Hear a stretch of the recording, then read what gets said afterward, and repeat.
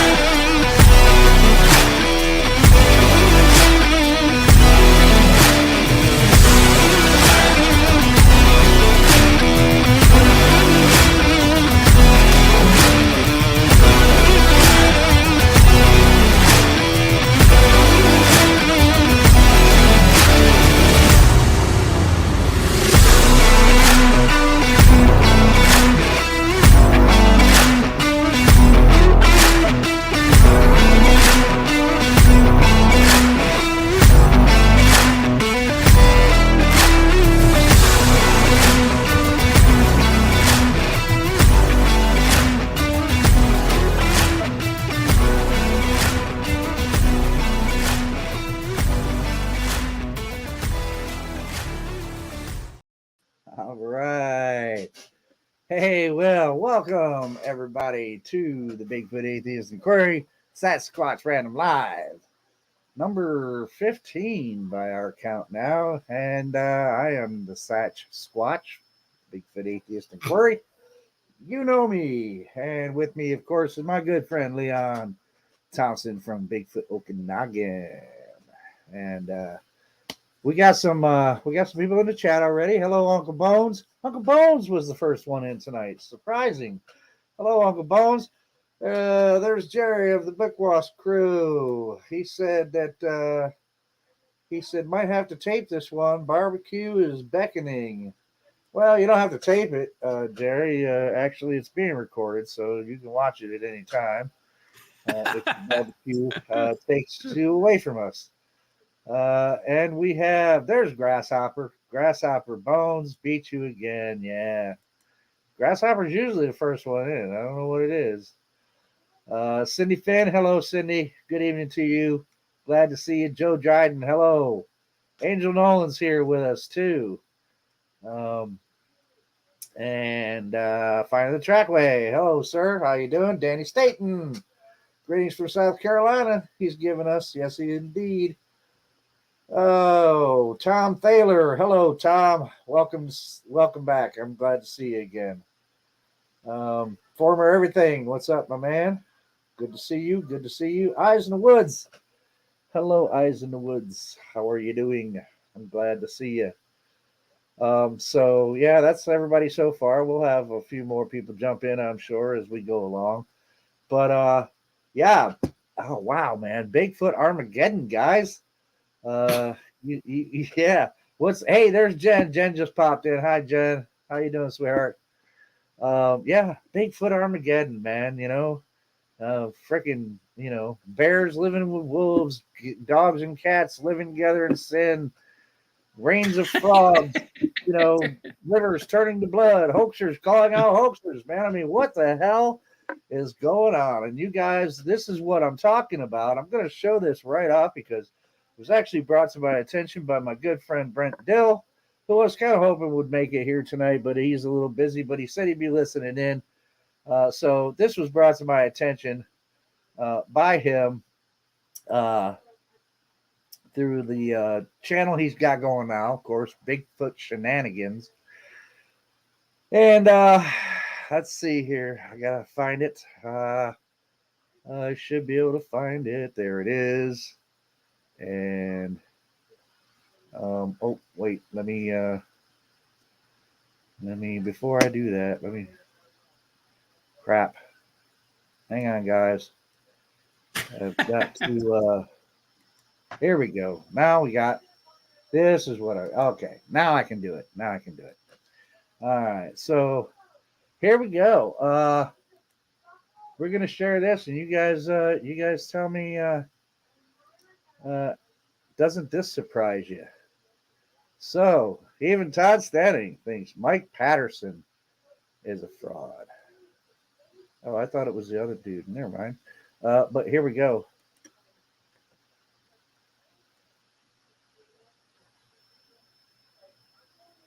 What do you know or think about Ontario Sasquatch channel Mike Patterson? He's a proven fraud now, and I always knew it. I didn't say it, but he's a fraud. His work is fraudulent. He's a liar. I caught him lying. There's nobody in there. Caught him lying many times, and he's been a jerk to me. And I don't know what else to say. Thought are you a fan of Sasquatch Ontario? I never have been. He's always been a hater of mine, and he deceived and lied and cheated John Bitternagel, and I stayed away from him after that. And now it's all really out. There's no more hiding it anymore. Sasquatch Ontario is a fraud, and I'm not surprised. I knew it, so I just didn't want to go public and be an ass. I don't like butting heads, but he's gone. He's shown his true colors, and that's the way it happens. Not a fan of Sasquatch. Yeah, but the guy was always hating on me. I just stayed away from him because I knew he lied and cheated John Bitternagel. I didn't trust him at all, and now it's out. In case you're not aware, he put fake footage out. He's a liar.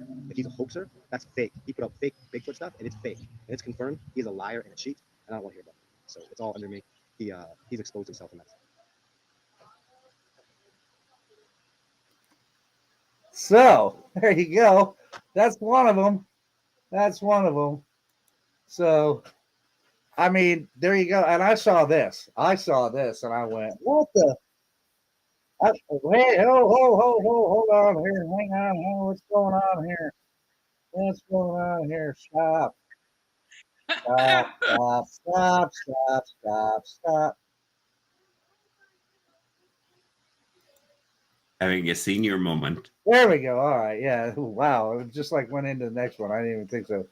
But no, I saw that. Todd calling. And for some reason, I thought it was somebody else. But anyway.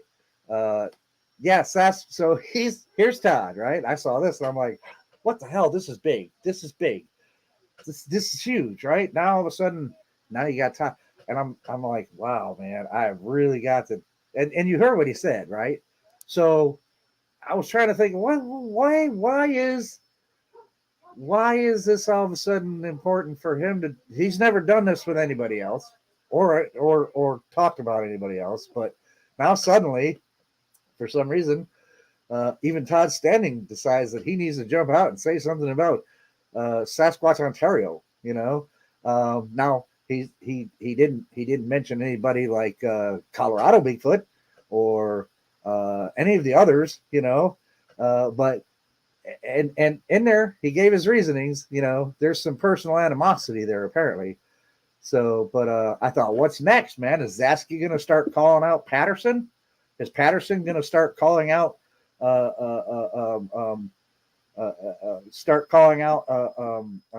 Sasquatch Ontario? I mean, are they going to start eating themselves, man? I mean, what's going on, Leon? Is this the you say about systems, and is this the dysfunctional system falling in on itself, man, or what? What's going on here, man? This is incredible, man. This is like a rain of toads, dude. It's madness. That's all it is. I don't know, but this week's the theme for me out of my mouth has been let the crazies live with the crazies. That's my theme. So now you can do about it. They're crazy. They want to keep going what they're doing. Obviously, I mean, think of if you were somebody that has been hoaxing and then you go after a hoaxer, what's it tell you about the way you think? Yeah. Well, see, I'm wondering. Are you in denial about yourself? Or are you misdirecting and showing off this hoaxer? Or what about everybody who thinks that you are not, like he talks about John, he drops John Bindernuggle's name down a few times there and that. And, I know when I talked to John before he passed away, I think I talked to him a month, 30 days just before he passed on, unfortunately. But, he talked about Mike Patterson as well. And I have nothing to say. It's like I said, let the crazies live with the crazies because it's going to make it crazy. That's how crazy is. So, if you you just have to sit back and enjoy the train wreck in a way, you know. Yeah, because isn't it kind of like what it is? It's like that train wreck that you know you don't really want to see it, but you can't help but you can't not look away, man. You just can't. You have to look at the train wreck, man. And it's like I'm wondering. It's like, wait a minute. So now we've got Todd Standing, who I'm like, is this part of like, okay, guys, don't pay attention to the hoaxing over here. Pay attention to the hoaxing over here. You know, is this like him trying to like lend himself that he's more credible by calling out the people that are so obviously hoaxing? But of course, again, like I said, you haven't heard him ever point out anything else about anybody else, like Colorado Bigfoot, with the blatant and so obvious trying to pass off the Jack Lynch Sasquatch as a picture of a Sasquatch he took, completely right down to the same pose. But you don't hear that, man. But yeah, wow, this is crazy, man. It is crazy town, man. It's like Thomas says, and I did try to invite Thomas. I haven't heard back from him. He's probably busy, but it's like Thomas says, it's the lunatic fringe, man. And it's like the inmates are like, they're not only running the asylum now, they're trying to burn the asylum down. It looks like to me, you know. Yeah, as long as it's not their part of the asylum. Right. Right. Right. They It's want like to say their burn room, everyone else but, down, you know. but yeah. So I Yeah, mean, wow. another thing too is like when he was saying in that rant there, you know, about, you know, he shows fake videos of Sasquatch and all this kind of stuff. I'm thinking, really? Okay. Yeah. Well, Where's where have your we seen that evidence before? of your qualified people saying this is legit for your stuff? It's like, you know, I don't know. I'm glad I'm kind of moving where I'm moving because I'm letting the crazies be with the crazies. I'm leaving. Well, I thought about the other day. I thought a good phrase is the Bigfoot Jerry Springer show. You guys are always coming up with the circus. JC calls it circus and stuff, and you call it the gods in the gap mentality, and it's like a Jerry Springer show. It's like, my God, like I don't know who. I was thinking about this the other day too. Is I don't know any other environment that I'm in. It doesn't matter what it is, whether it's beyond on other YouTube channels, but the circus does not happen at the level it happens in the Bigfoot community, which is something we gotta take a look at to upgrade our ability instead of being so offensive. And because you can't get rid of the delusional thinking when you have in any system. If you have somebody with delusional thinking or delusional thoughts, that will just perpetuate because it's delusional. So there's nothing you can do about it if a person wants to keep this idea going in their head. What shuts them up is good quality stuff. Very systematic, solid, good quality stuff. You can bark and be mad and angry, but eventually, if you want to be fair about it, whatever the topic is, you have to look at the good, solid stuff. And if it's not good, solid stuff, which it's not, you know, come on, you know, and I'm not harping about that because, I mean, as someone who likes to educate people, I realize there's this curve that has to happen. First, you have to set the soil. Then you have to pop the right seeds of ideas into the soil to get the masses kind of on board. You're not going to get all of them. Not all the seeds you sow are going to get out there, but certain people will. Like Thomas's, you know, stick to the facts, don't deviate from the facts. Mine is, do you want to know what you're looking at or don't you? Like, those are pretty good basic questions and solid questions to stay centered in yourself as you're investigating. But once it gets into the narration of my ideology, then that brain is different than the brain of a Thomas or myself kind of brain, you know, or yours even. It's you can't pretend, and that's what we're hoping for. Is this conflict's going to happen where inside yourself you're going to realize, if you're a pretty honest, sincere person about yourself, there's going to be a external system conflict, and what the conflict is. Every time you open your mouth and you disagree with people who are out there, you're going to have a hard time not feeling like you're betraying your own positioning by bowing all the time to these type of ideologies that are out there, because they're not right. And then you have to actually draw your own line in the sand and just say no. You can see this with Brent, Nikki, me, Steve, you, Thomas, Jerry, the Book West crew, basically. Yeah, you just can't do it. Especially if you get into it out of a curiosity, of interest and entertainment. And again, it could be cryptids or paranormal or cryptids. It doesn't matter what it is. But then if you really get interested in it and a part of it tickles your psyche enough where you want to investigate it, then you go and investigating it. Then you look at the data that the system's supplying regards to what they're believing. Then you investigate that part of it. That's where you really start getting, wait a second, there's something going awry here. So it's not, you can do it crazy. I wish there was. Yeah, but and but that you just mentioned the part that, there's so much more to this phenomenon than, I mean, basically, I want to concentrate mostly, of course, on finding out answers for, in particular, my own situation, right?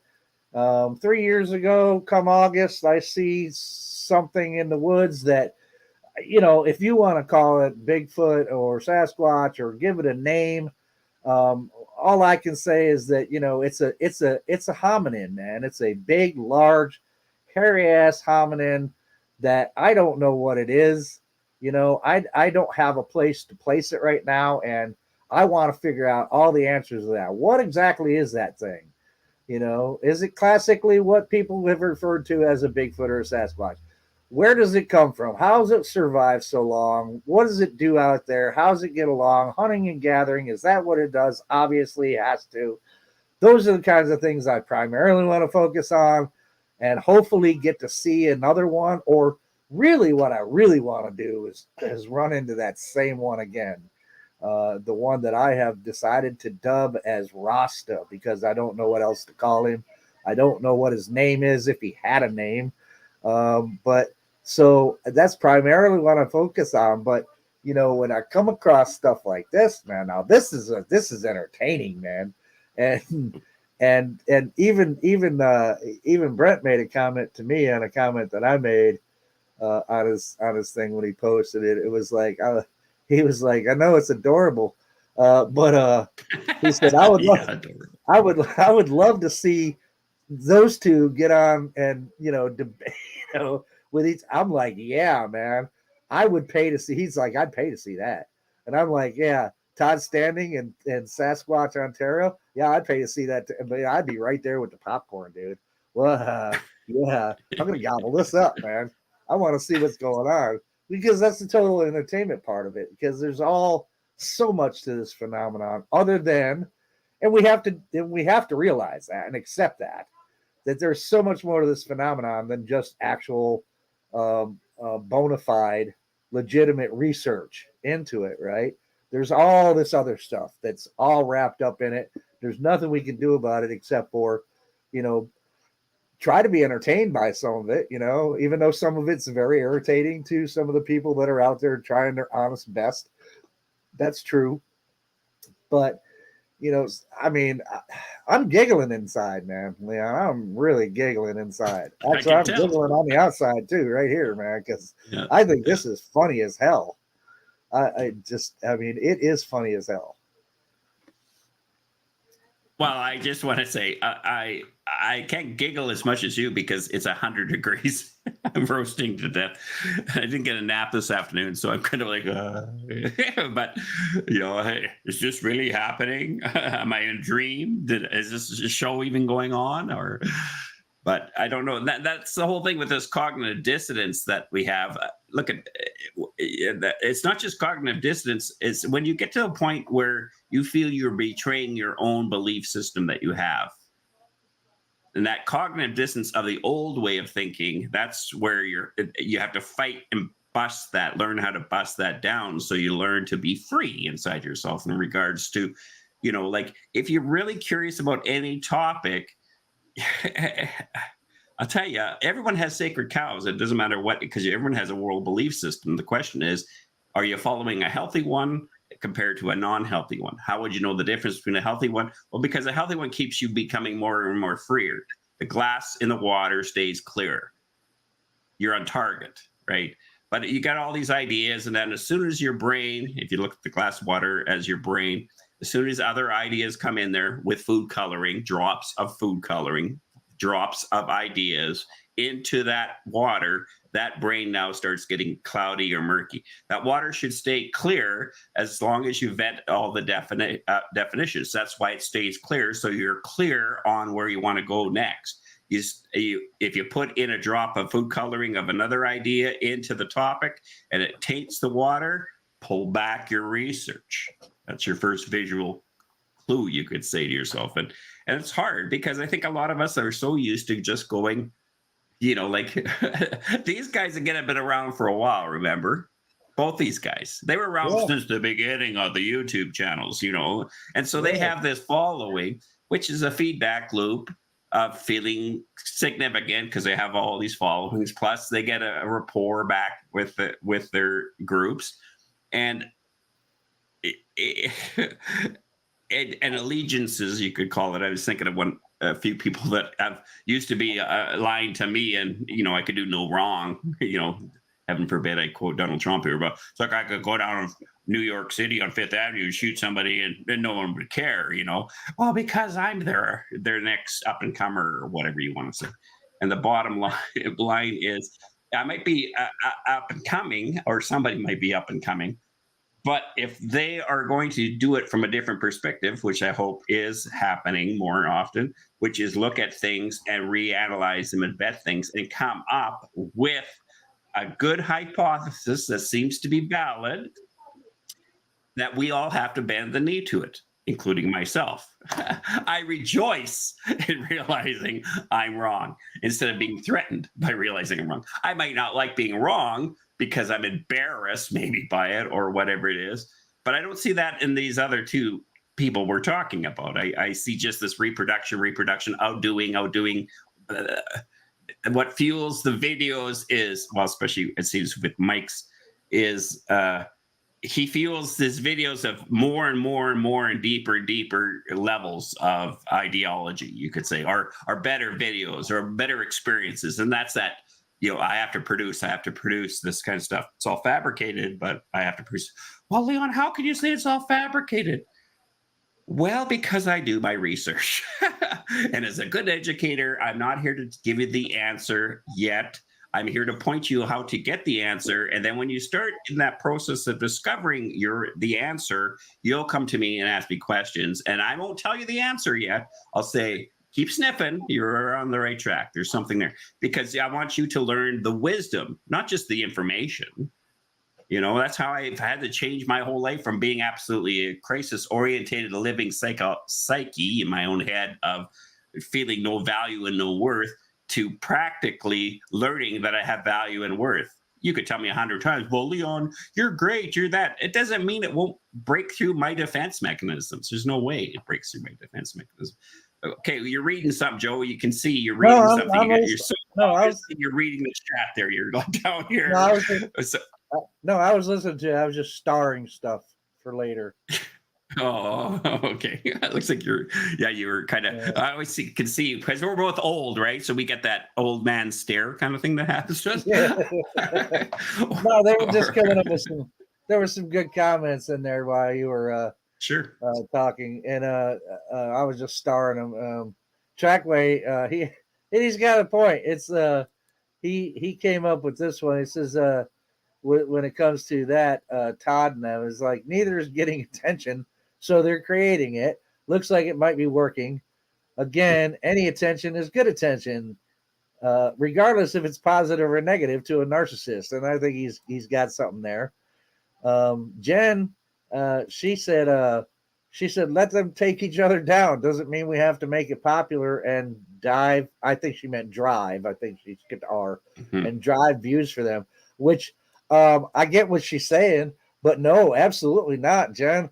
I got to disagree with you a little bit there. I want as many people to see this as possible, man. I really do. It's like, look, you got this guy who as far as I'm concerned, and in my opinion, I mean, I don't believe a damn thing he's put out there. I've seen the analysis of a lot of the stuff that he claims is real, and I accept the analysis by people for what it is because they've shown it, right? And how they got to that conclusion, and that's good enough for me. So this hoaxer talking about, oh no, this guy's a hoaxer. I want people to see that. I do, because, well, for one thing, I think it's freaking hilarious. I think it's absolutely hilarious that this is going on. Then Lockbeard came out with just this random comment. I'm not sure what this means, but it's kind of funny. He said, I'm currently devouring a block of Cabot, seriously sharp cheddar cheese, be advised. I'm not sure what that means, unless it means maybe perhaps it makes him a little gassy, but this is the internet, so I don't have to worry about that. Yeah. Pass gas all you want, buddy. Yeah, Cindy Finn says, it's like Hollywood. They pay for the paparazzi. Yeah, totally. Good point. Yeah, it's crazy, but I've got to think about his motivation. Now, I can't put myself in Todd Standing's mind, and I'm not a mind reader. It just makes me curious, and that much, it makes it that much more funny to me that he just chose at this time. And I guess it's because of that.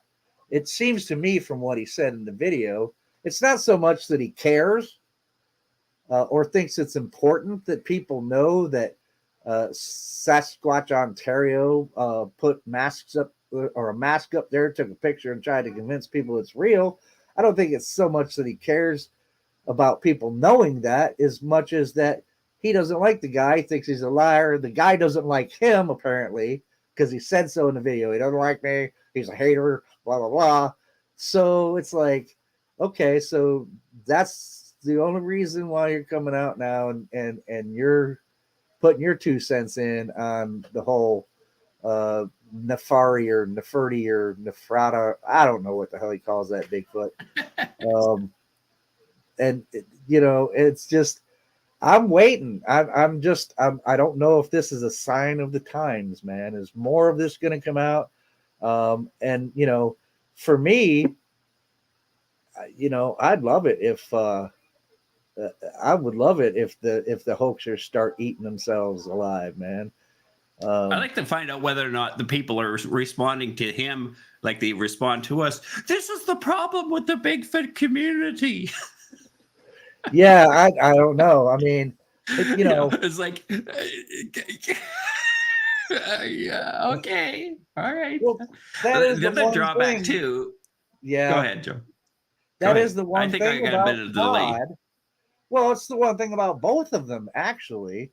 If you really come down to it, I mean, Todd does, for whatever reason, he's got some really faithful followers who will just die on every word that he says and just take it as gospel and will agree with it and be like, oh my God, Todd, you're so great. You're the best Sasquatch researcher out there with the best evidence of these creatures. And, I mean, and then of course you got Sasquatch Ontario, where you got people going, oh, you guys are just haters. He's got the real evidence right there. You can see it. That's a Sasquatch. And, it's funny, that, so I don't know if they would, he would end up with that kind of response like we would get, like, oh, that's what's wrong is you guys are just tearing down people.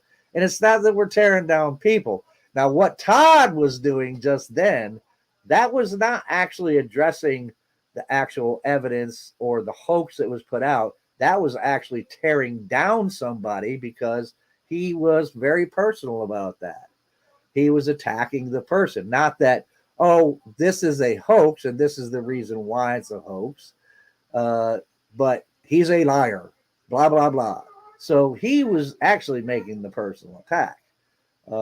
I don't care what somebody's personality is myself. I want to see the evidence they're presenting, because you could be a total dickhead, But if you have good evidence, the evidence isn't dependent upon you having a good personality. Yeah, it As we stands say, on its the own. evidence will stand on I its can be, own. yeah, I can be a dickhead and then show you a body of a Sasquatch that was hit on the highway. I might still be a dickhead, but there's still a Sasquatch to look at, you know. Right. And that's not like, I don't know. Like the thing too is, and this is funny because I mean, you guys should just out of curiosity really start looking into how the brain works, because it's just amazing how the brain does stuff. So a guy like that who announces this about this other guy on his own channel, what happens with people is that whether you like it or not, as soon as you hear me talking right now, my voice, whatever I just say in the next few minutes, is now in your brain, because your brain doesn't sift it out. It'll put in different compartments in your brain. So if you're talking about somebody else on the channel, see, this is if you're an open system and interested in research, you're not afraid of people looking on you. But by saying that, doing a video like that, he has put in their mind already that, oh, I can't believe. So say there's, again, these guys who've been around for a while, there's an overlap of relationships, you could say, on their channels, meaning that their viewers, some of them are probably been subscribed to Mike and vice versa. Right. Because that happens all the time. Look at our kind of channels we have on here. We have people that are kind of together and stuff like that. But as soon as you put that type of phrasing onto things, and that's why if you watch Steve or Curious Cryptid, or Steve, like Steve calls, or Curious Cryptid Steve, or JC, or who's another one, Phil from Paranormal Breakdown, the way they articulate when they're mentioning things is about the evidence. They always define that.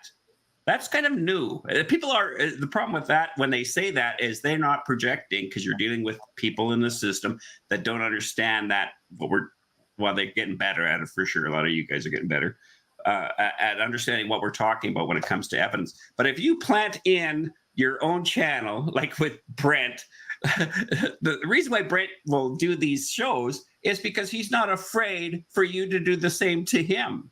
Right. What does he always say? I contact these people. I talk to these people. I want them to come on a show. I want them to share their opinions. Well, again, if they're not wanting to be in control of the process, and then they have an open system, in other words, they're honest with themselves, they're going to come on and defend their position the same way I do. I mean, I've been on, I mean, not even Bigfoot. I mean, other stuff that's a lot more important than the Sasquatch topic, because I have to defend my positioning, especially if I'm used in court or something like that. I have to defend my positioning, so I better know what the hell I'm talking about. But if I'm making up garbage, I can't defend my position. There's no way I want to be in the courts talking about something that I can't defend, because I'm going to look stupid. It's going to affect my thing. So by him even doing this thing about Mike, he's put in a thought in his own subscribers' mind. What happens if it's you? And I've mentioned this 100 times, is you have a right to analyze the shit out of me, but make sure you know what the hell you're talking about if you're going to, because you're going to fail in a debate with me if you don't know what you're talking about. And if you succeed in the debate where I am wrong, I will thank you. I might be a little frustratedly embarrassed because I didn't see what your perspective was, but I will thank you for that angle. But to think that I have all the whereabouts of knowing all things, I mean, both of us are the same age. And as we get older, and all of us, a lot of us in here are roughly the same, I guess you could say baby bumpers, we're all in the same generation. We learn that as we're getting older, boy, we don't know as much as we thought. Matter of fact, we know less than what we actually thought, right? And that's if we should take that piece of information back to the younger generation, saying, listen, there's other ways. Maybe you're not seeing it. Maybe you have a blind spot, Leon, which I do. I have lots of different blind spots. When I see that they're a blind spot, and the reason why they're a blind spot is I can't see them, so I need people who have my best interest to point out my blind spots so I can be reflective on it, and then take some time reflecting on what they suggest so I can shift. again, no answers to when you talk about Todd. No answers to why are the gloves in the back of the thing there? Well, I gave that answer. That was a prank somebody gave to me. Why were they there in your truck? Why would you keep those in your truck? What about all the accusations about? I keep calling it the Velcro Muppet. The one with the Velcro face on it. Yeah, I can't remember what the guy, everyone calls it a puppet or something. Muppet puppet. Yeah. That one. And then the other one that's Blinky. Blinky Eye. Yeah, Blinky Eye looks so mechanical. It's unbelievable to me. Like, and then I forgot what he actually calls that. He does have a name for it. Yeah. But everybody called it Blinky. Yeah, because right. you know. And so is that area that he's in, and I know the area, Todd, like in Nordeg and all that place. I know that I was raised in that area, like roughly by that area. So I know Nordeg. I've been to those. What's that? Sylvanic. Yes. Yeah. Is that what he named it? Yeah, that's his name for it. Sylvanic. Oh, yeah. Okay. Yeah. Well, that's nice. It's a hidden little place, right? Yeah. It's a hidden little place. It's not that hidden. Like, you can drive there. I can take anybody watching right now to that location. It's only a hidden place that I know about. Well, not apparently, because if you're taking people there, other people know. And then you can talk to those people and they'll say, oh, well, it's right there. Well, I'm not from the beach. I'm not from the mountain Rockies there, so I don't know what it is. Well, what range was it? You just have to point at the type of mountains, and I could pinpoint that location that you're talking about. It's not, like, that's what I mean is you put a good narration onto anything. And if you're from, like, we live in North America, what do we know about Taiwan? What do we know about the Philippines environment? You could say, this is the barrio. This is in the barrio, jungles of the barrio or whatever like that. I don't know nothing about the barrio, but I'm hearing an exotic sound of an exotic place. And my brain's going to fill in the backdrop for that. But it could be downtown. I don't know. It could be some kind of exotic place, sound like it, but it's downtown Bucharest. Who knows? Or downtown. Any place that. I don't know. Like, I don't know. I'm just happy that a lot of people are just moving forward, and that this levity's coming in about this is crazy. No, this is crazy. Sorry, it's crazy. It's crazy. I'm not saying it's crazy. Every circus needs clowns, man. Every circus needs clowns. I don't want different rings. Although entertainment rings. Although my wife is deathly afraid of clowns, I'm not afraid of clowns, and I wouldn't go to a circus that didn't have clowns. And so this is kind of cool. And I know that there's some people that, they might end up watching, oh my God, you just called them clowns. How mean are you? Well, look, man, I would love any opportunity to have somebody like Todd standing on here to explain to me some things. And I've reached out to Todd long ago, asking him, just because I just want to ask him questions. I don't want to put him on a hot seat and go, oh, come here, hoaxer. How'd you hoax? No, I want him to explain things to me. Explain to me, okay, that, here you are a guy, right? Here you are a guy calling this other guy a hoaxer, which, okay, I'm with you on that. You're absolutely correct. He did hoax that. It is a hoax. It's such an obvious hoax. So you got that right. Fine. But here you are, a guy calling him a hoaxer. This is the same guy who, I'm sorry, but explain to me how that when this is analyzed, like some of your photos and stuff are analyzed, and we've seen the analysis, that one that is blinky or whatever, that is Todd's face. I'm sorry. And I've had people say, oh, you could do that with anybody's face. No, you couldn't. No, you couldn't. You could not take my face and naturally morph it into what's in that picture that he's calling that Sasquatch. You couldn't do it. My eyes are different. The nose is different. Everything. But everything matches when you morph that into it. Take the other picture of this dark-skinned Sasquatch that people have pointed out. It's his father-in-law, man. The hairline's the same. The moles even on the face.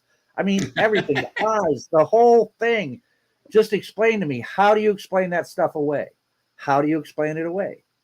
How is it even possible to do that if that's not the case? Explain that kind of stuff to me. Defend what you're saying. I would love for that to happen. Of course, he's not ever going to come on a show like mine. Or, same way that he wouldn't go on Nikki's show because he cannot control the show. It's it's not his show to control. He would not be in control of anything. Mike Patterson, be more than willing to have him on to explain why he believes that putting a mask on over behind a fence or something and take a picture of it is going to convince anybody of what he was saying is true. Same thing with Mark Bell and Colorado Bigfoot. Explain to me what your thought process was about, okay, the Sasquatch or the Jack Link Sasquatch. That's a good one. Explain to me why that picture looks exactly like that, right down to the exact pose that it's in. I even had somebody that follows him try to tell me, oh, look, here's the picture of that. They're not the same. Look, the hair is longer on the one that he took. I was like, dude, you can manipulate any photo. You can make it. But I'm like, come on, really? It's so obviously the same. It's even down, the pose. Oh my God, that's even the simplest thing. The pose itself just gives it away. Is that what every Sasquatch does when it's out in the woods? It poses like that? The pictures? That's the normal Sasquatch pose. You got to know that pose. The default pose. That's what it is. Yeah, totally. Default pose. Well, the other thing too, you're like when Carrie on Bigfoot Odyssey went and had Mike Patterson on his show. I think I was texting Carrie behind the scenes or whatever, because when he was on the show, a lot of times I would be texting him while he was live with somebody. And Mike Patterson's I think I said to send him a text saying, check out Mike Patterson's blinking rate. Blink, blink, blink, blink, blink, blink, blink, blink, blink.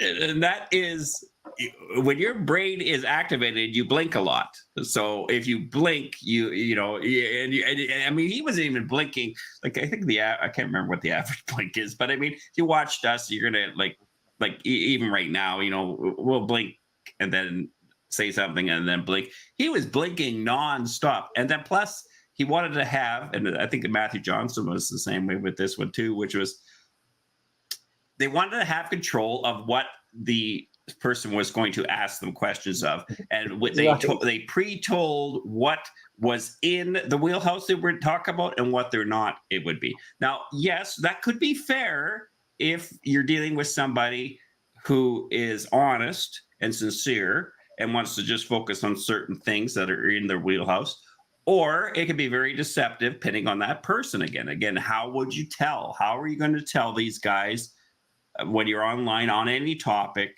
Like how do you sift through information like that? How do you figure out which people are supposed to be? By the time the venom is in you from that channel, or the Kool-Aid, the narration you've been hearing, you now are already invested, whether you like it or not. Your system is now invested. You like the guy, you like me, you like the person, you like Joe, you like this channel. Okay, we're saying that's fair. You probably can't trust this channel more than what you normally would introduce yourself to.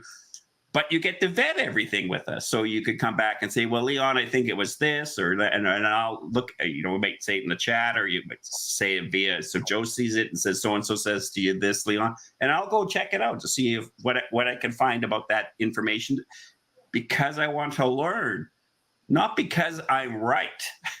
Right. I don't want to learn it so I can come back and say, well, so-and-so, you're wrong.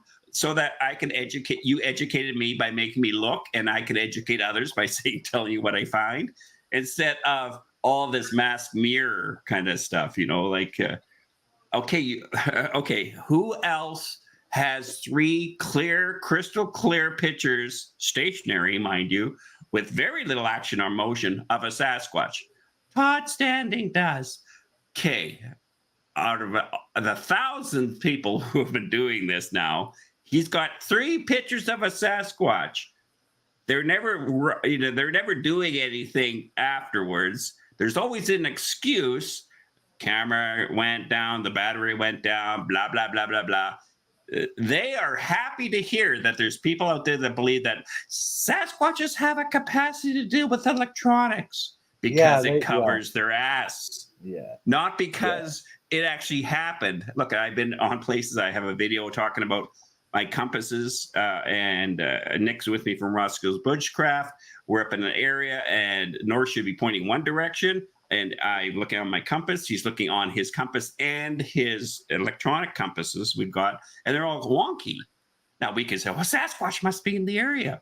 But with due diligence, we find out the area has volcano vents, and there are actual vents that have grates over them the government have put over so people don't fall 1,000 feet down them, that cause a magnetic field in the area that interrupts your stuff.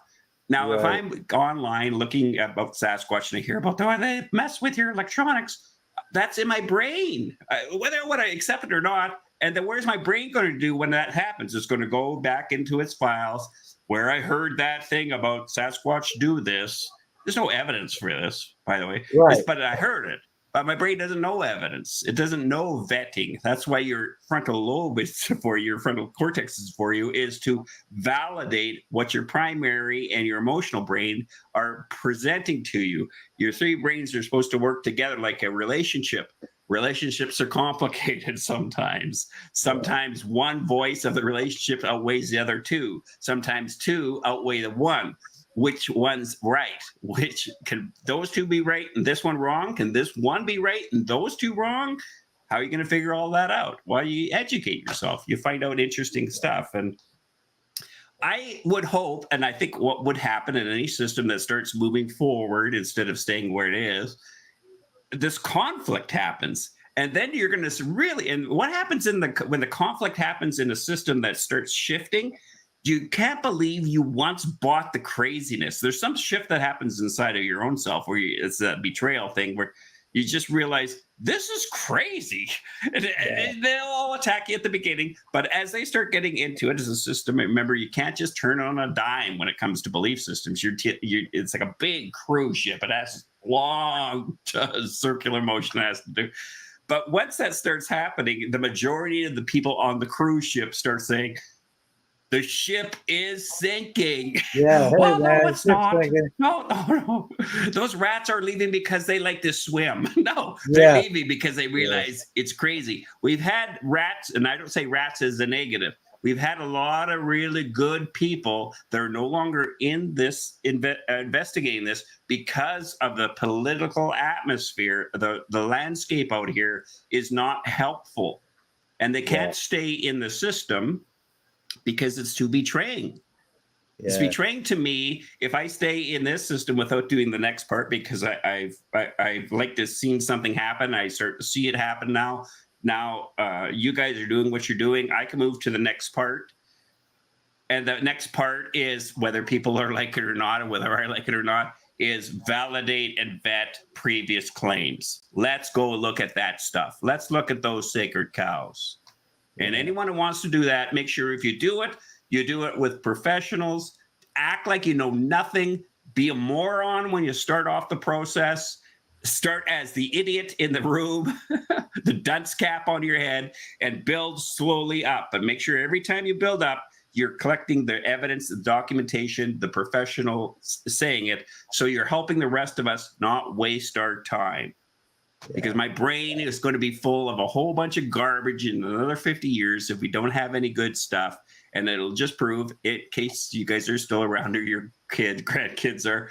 Leon said back in 2023, we haven't moved an inch. If we haven't moved an inch in 2050 years from now, it's telling you the problem is the idea of Sasquatch is more important than the topic of Sasquatch culturally. We formed into a culture now. That's what happens when you got a topic. It becomes a folklore. In that folklore is a religious kind of morals and ethics come out of that. If you look at tribes and stuff and how that starts. And in that, the idea becomes more important, but no one knows why. The Aztecs kept thinking, well, keep killing people and pulling their hearts out, because if we don't do that, the sun is not going to come up the next day. So you do that for a few hundred years. Those people living a few hundred years after you've been doing that thinking it's always come up. There must be connection between A and B, taking out hearts of people and dropping them downstairs so the sun rises. So with that pressure on you not to check that one out, what happens if we do check it out and the sun doesn't come up? You see the weight of the so-called what would happen. Right. We have Oh to my be God. fair about the process, Yeah, So you can't go think ahead. it. Well, that's why I think it's important. I think it's important that we actually point out this ridiculous shit like this, because it really points out the thing about the as Thomas says, the lunatics are running the asylum. They're apparently starting to. I'm equating this with the Avengers Civil War. Now we've got the Bigfoot hoaxer Civil War going on now. And this is Yeah. just the beginning. This is just the beginning. I almost hope that it's just the beginning, because it would be great, to just let them cannibalize each other. Of course, now, you know, uh, I'm wondering, and I might have a few questions for Nikki, how she feels about this whole thing if she gets to come on, because it's like, what are they stealing material from you now, Nikki? They're doing it themselves. They're not even waiting for you to do it anymore, or Steve to do it, or anything like that. They're just going to start doing it themselves, and I think that's the funniest part about it, really, is that all of this is, is this just the tip of the iceberg, with this stuff going on. Um, Grasshopper says, now Grasshopper, that's funny. Now I do have to say one thing about this comment, and it's a funny comment. He said that Noel, Patterson, and Standing need to do a live showdown. Well, now, see, again, I don't, everybody knows my stance upon Christopher Noel. I don't know the man personally, and it doesn't matter that I don't know him personally. I'm not sticking Christopher Noel in with the same group of hoaxing as these people, because as far as it goes, Noel, I really believe, I could be wrong, but I really believe he really believes that porcupine is a Sasquatch. So that's not really a hoax on his part. He is trying to convince somebody that a porcupine is a Sasquatch, but that's because I really think that he believes that it is. So I can't align that in with the hoaxing, and I don't think Noel. I mean, it's not in his. Again, I don't know him, but I don't think it's in his nature for him to say anything about somebody like Sasquatch Ontario pulling hoaxes or anything, because that's not what he's concentrating on. He's more concentrated on himself and what his work is, and etc. But that is a funny one. I think instead of Noel, you should put in Carpenter.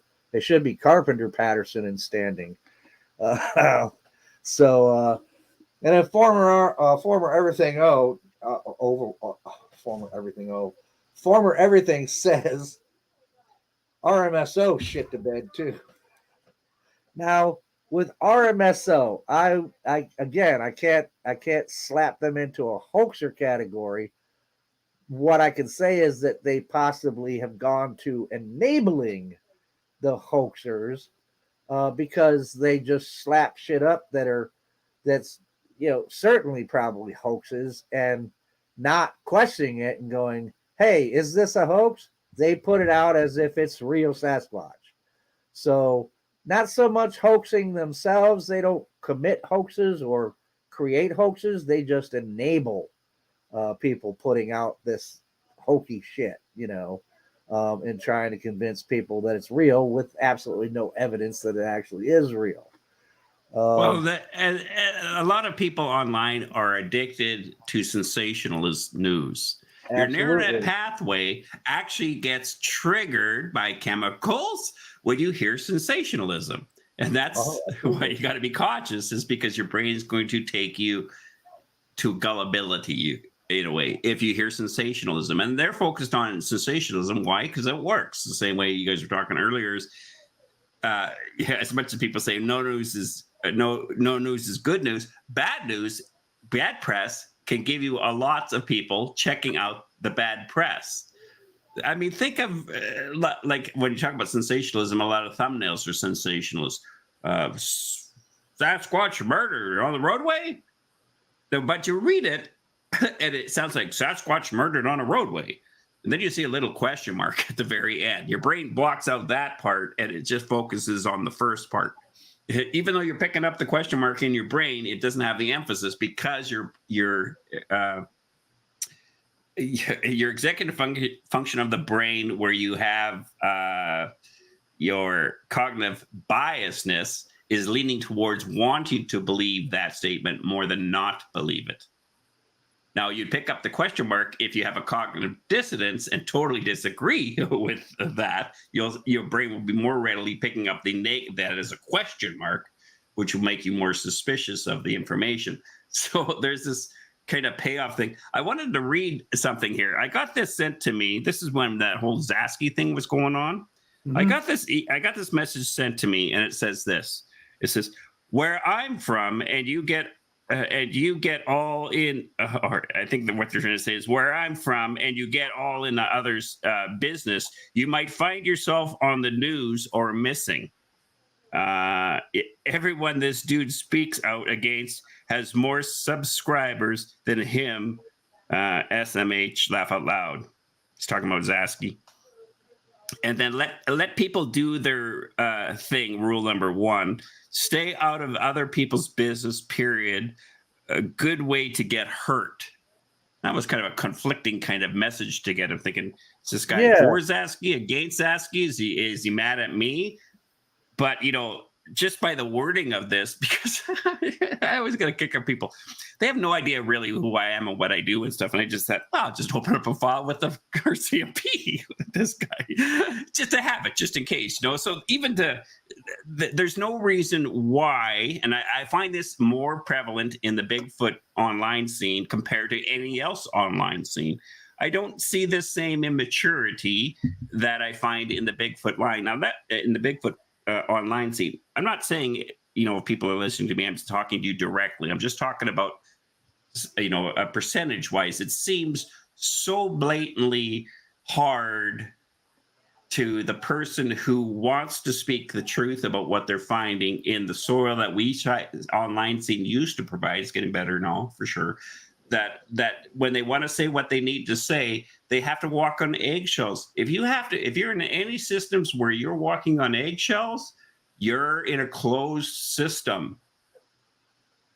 That's your first sign. If you're walking on eggshells, doesn't matter what your life's involved with, what groups you're involved with, what family you're in, if you're walking on eggshells, because you can't speak the truth about what you're perceiving, so you can ask questions to find out if you're perceiving correctly, and you have to comply to the environment in regards to what they are saying that you should be saying. This is where Christopher falls in here is, are you trying to tell me, Christopher, that this is a Sasquatch or a spiritual Sasquatch or a morphing Sasquatch into a porcupine?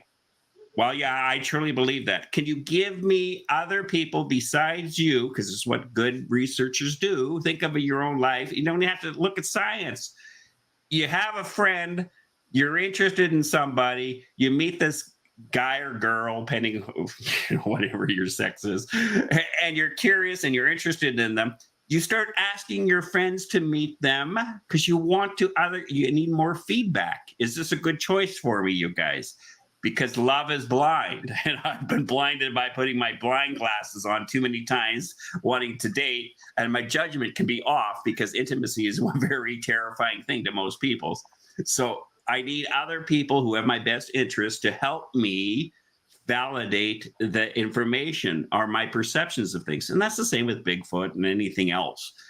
But the thing is, this idea where you can't ask the right questions, I like the idea with Brent, what I'm going to be doing down the pike, especially as my health keeps getting better, the videos I'm going to come up with, I don't care if people want to react to it. You can react all you want. It's not going to change the evidence that I'm presenting, period.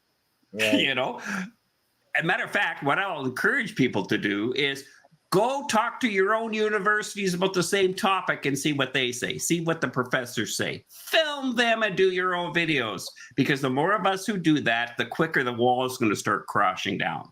The BS wall. And what happens when the BS wall cracks down? The right wall starts getting built. The right wall is, let's protect the valid, vetted information.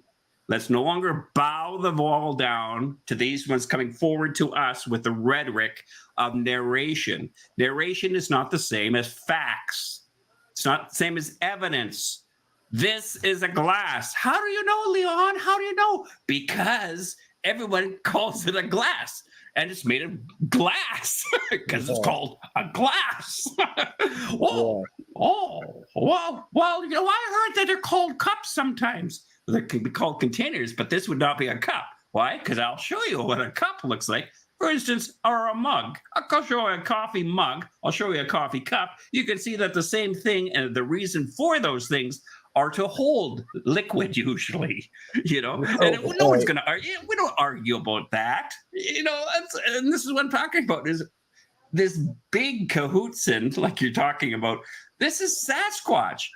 We're arguing about something we don't even tangibly have in our hands, like a cup or glass, you know, and this is that cognitive dissonance. If you don't call it out for what it is, which is crazy thinking, you're keeping people in delusional environments, and delusional environments make you crazy. And that's why people get so fed up and they leave, because if you keep saying and educating people, at one point, you're going to find out that you're either an open system or a closed system.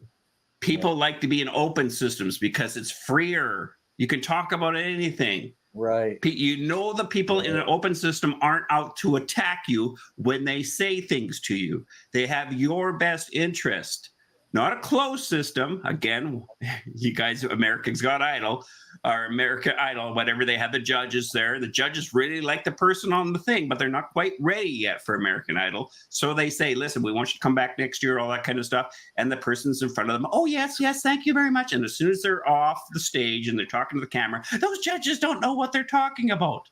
Those people have never been in an open system where they've had people around them giving them their best interest. And that's what we're trying to do, is provide a different way. We don't have a problem if you disagree with us. Give us something tactile we can hash through. We'll throw it back onto your plate. You get a chance to hash it through. We're supposed to be working together on this, you guys, because none of us know what's going on. We're not supposed to be these independent speakers, you know, of knowing, great knowing. There's some of us that are working together on this, and that there's others who aren't working with us. They're working against us, and they don't want to work with us because that would totally destroy their whole narrative of the things that, you know, it's the Bigfoot of the gaps thing that I like to put out there. Well, you know, and you know, there are so many amazing things that are attributed to must be Sasquatch, you know, like I could be out in the woods, and then, you know, as I go out there and get out of my car, my watch is working fine. But as soon as I step in the woods, I look at my watch and notice my watch has stopped. Oh my God, it must be Bigfoot. The electromagnetism from Bigfoot must have stopped my watch. Has to be big.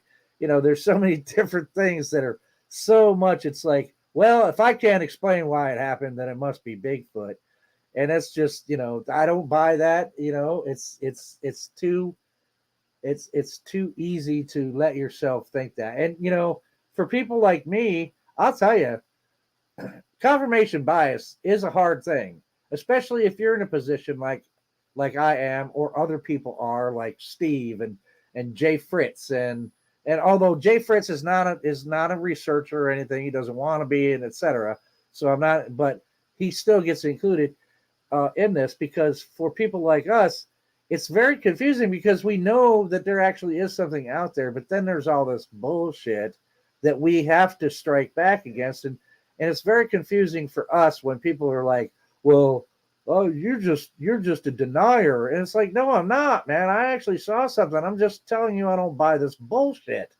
You know, that's all I'm saying. And your closed system that you talk about, Leon, that's the problem.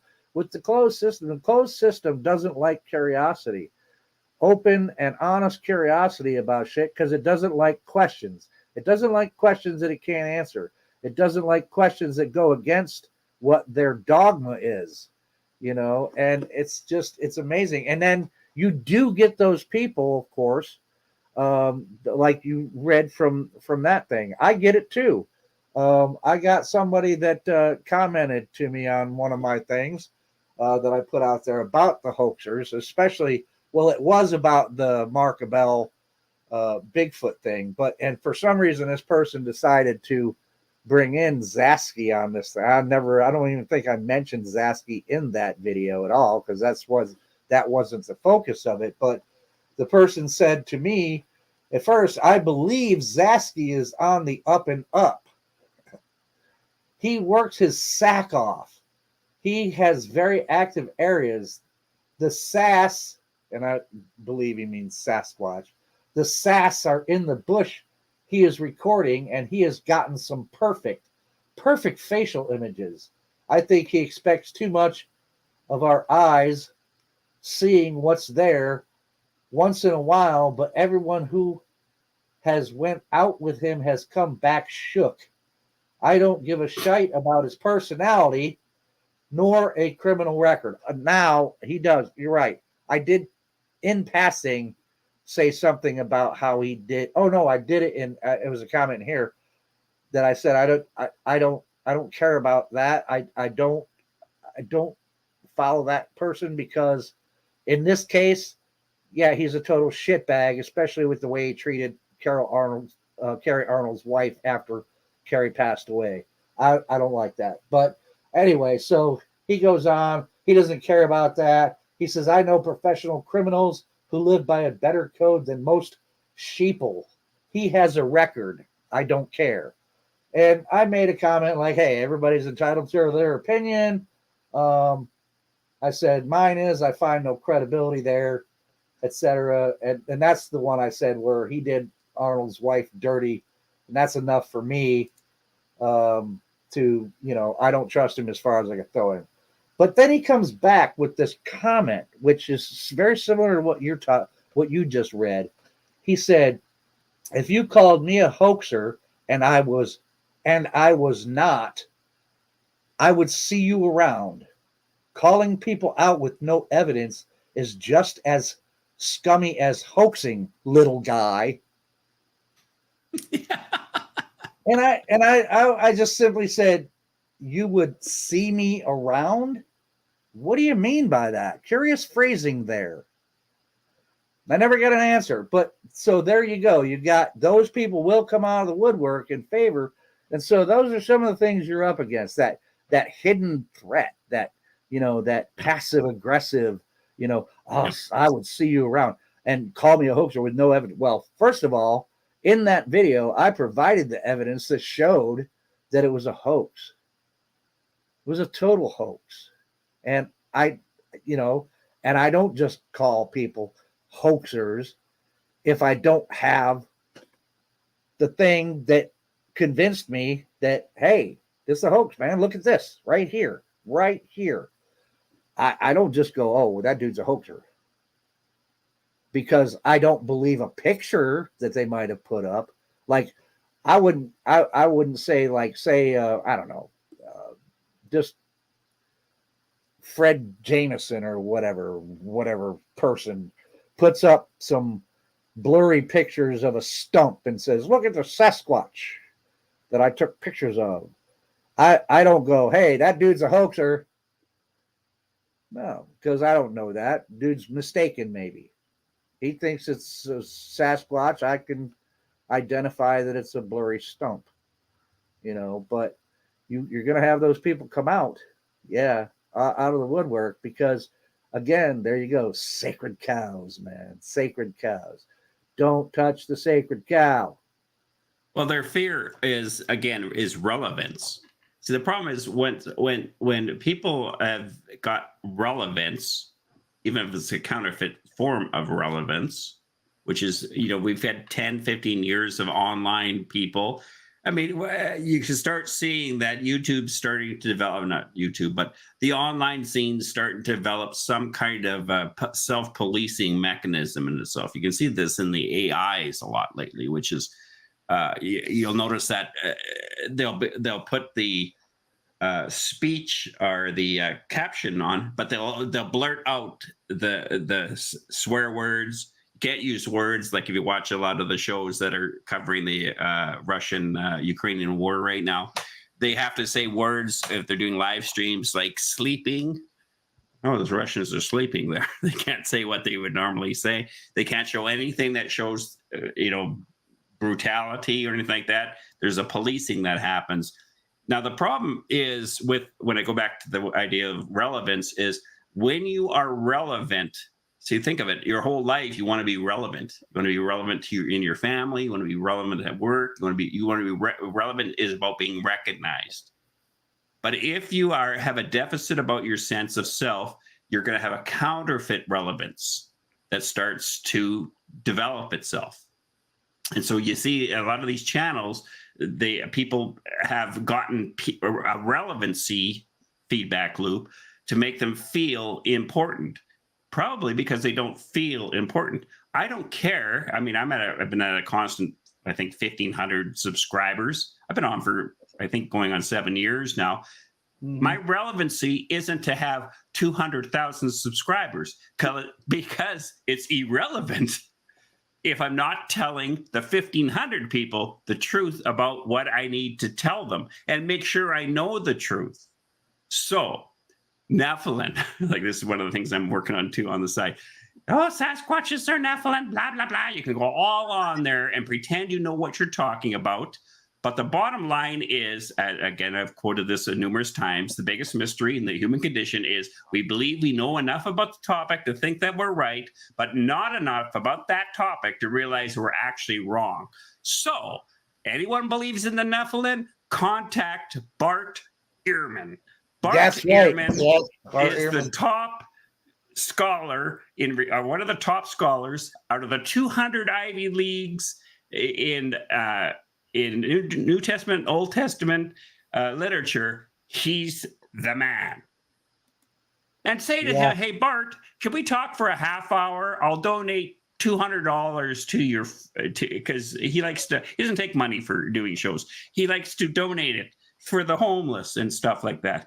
And ask him, could you tell me what the Nephilim are all about? And then let the person who Harvard, Princeton, everybody, the major Ivy League universities use for their theology. He knows Greek, he knows Hebrew, he knows ancient manuscripts. He'll tell you the whole thing. Do a video about that and come back and show us that information. We will promote that information. We have 18 channels. We'll be happy to send that out down that. If you have people in the Nephilim, hey, check out, so like if Wizard Andrex or whatever does it, or somebody does it, check out this thing on the Nephilim. And that's a good thing about having a variety of channels that are out there is sometimes you can't remember all the data, but you can say, hey, check Joe's video out called this, or check Nikki's video out called that, or check Brent's out on this one, or check Steve's out on this one. You know what I mean? And it's a good resource when you're trying to help people, the system shift a bit, instead of you having to have all the answers. Remember, this is what they're doing. Their relevance is they think they know what they're talking about. Our relevance is we're aware that we sometimes think that we know more about the topic than we think we do, and that we need other people to help us understand that maybe we don't know the topic well enough, that we should talk to the people who do know the topic so we can find out what the heck it is. Again, my simple thing for the whole Nephilim thing, okay, are they angels from God coming down here? Angels are sexless. If angels are sexless, why are they having sex? How are they having sex? Yeah. Well, I've got a few thoughts on that, but I got to bring somebody on here. I got to bring on a very important person here. This is the perfect person to bring into this. So.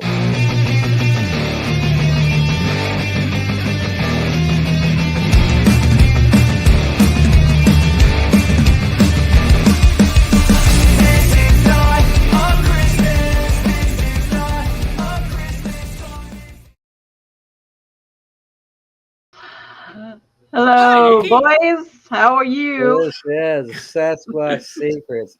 Yeah, you I know, had with to the butt out, Nephilim I had to butt out things, just for a second, Joe. I'll be right back. okay. I'll be right back, you guys. Yeah, with the Nephilim thing, we need to get Scott Carpenter to talk to Ehrman because Jeez. he's the lead. So Nikki, Sorry, I glad you missed the come first on. half. I got busy, and then I was like, "Oh my God, is it really 6 o'clock?" I Yeah. lost all track of time. So yeah, man. Todd's out there now with his. He's your buddy and my buddy Brent there, man. Just that's where I first saw it anyway. Was Mm. through Brent. You know, Todd just now. Todd's calling out those Sasquatch. Sasquatch Ontario, man, telling he's a hoaxer. And are you going to be out of a job, Nikki, if all the hoaxers start calling out each other? What's going on, Nikki? What do you think? Never.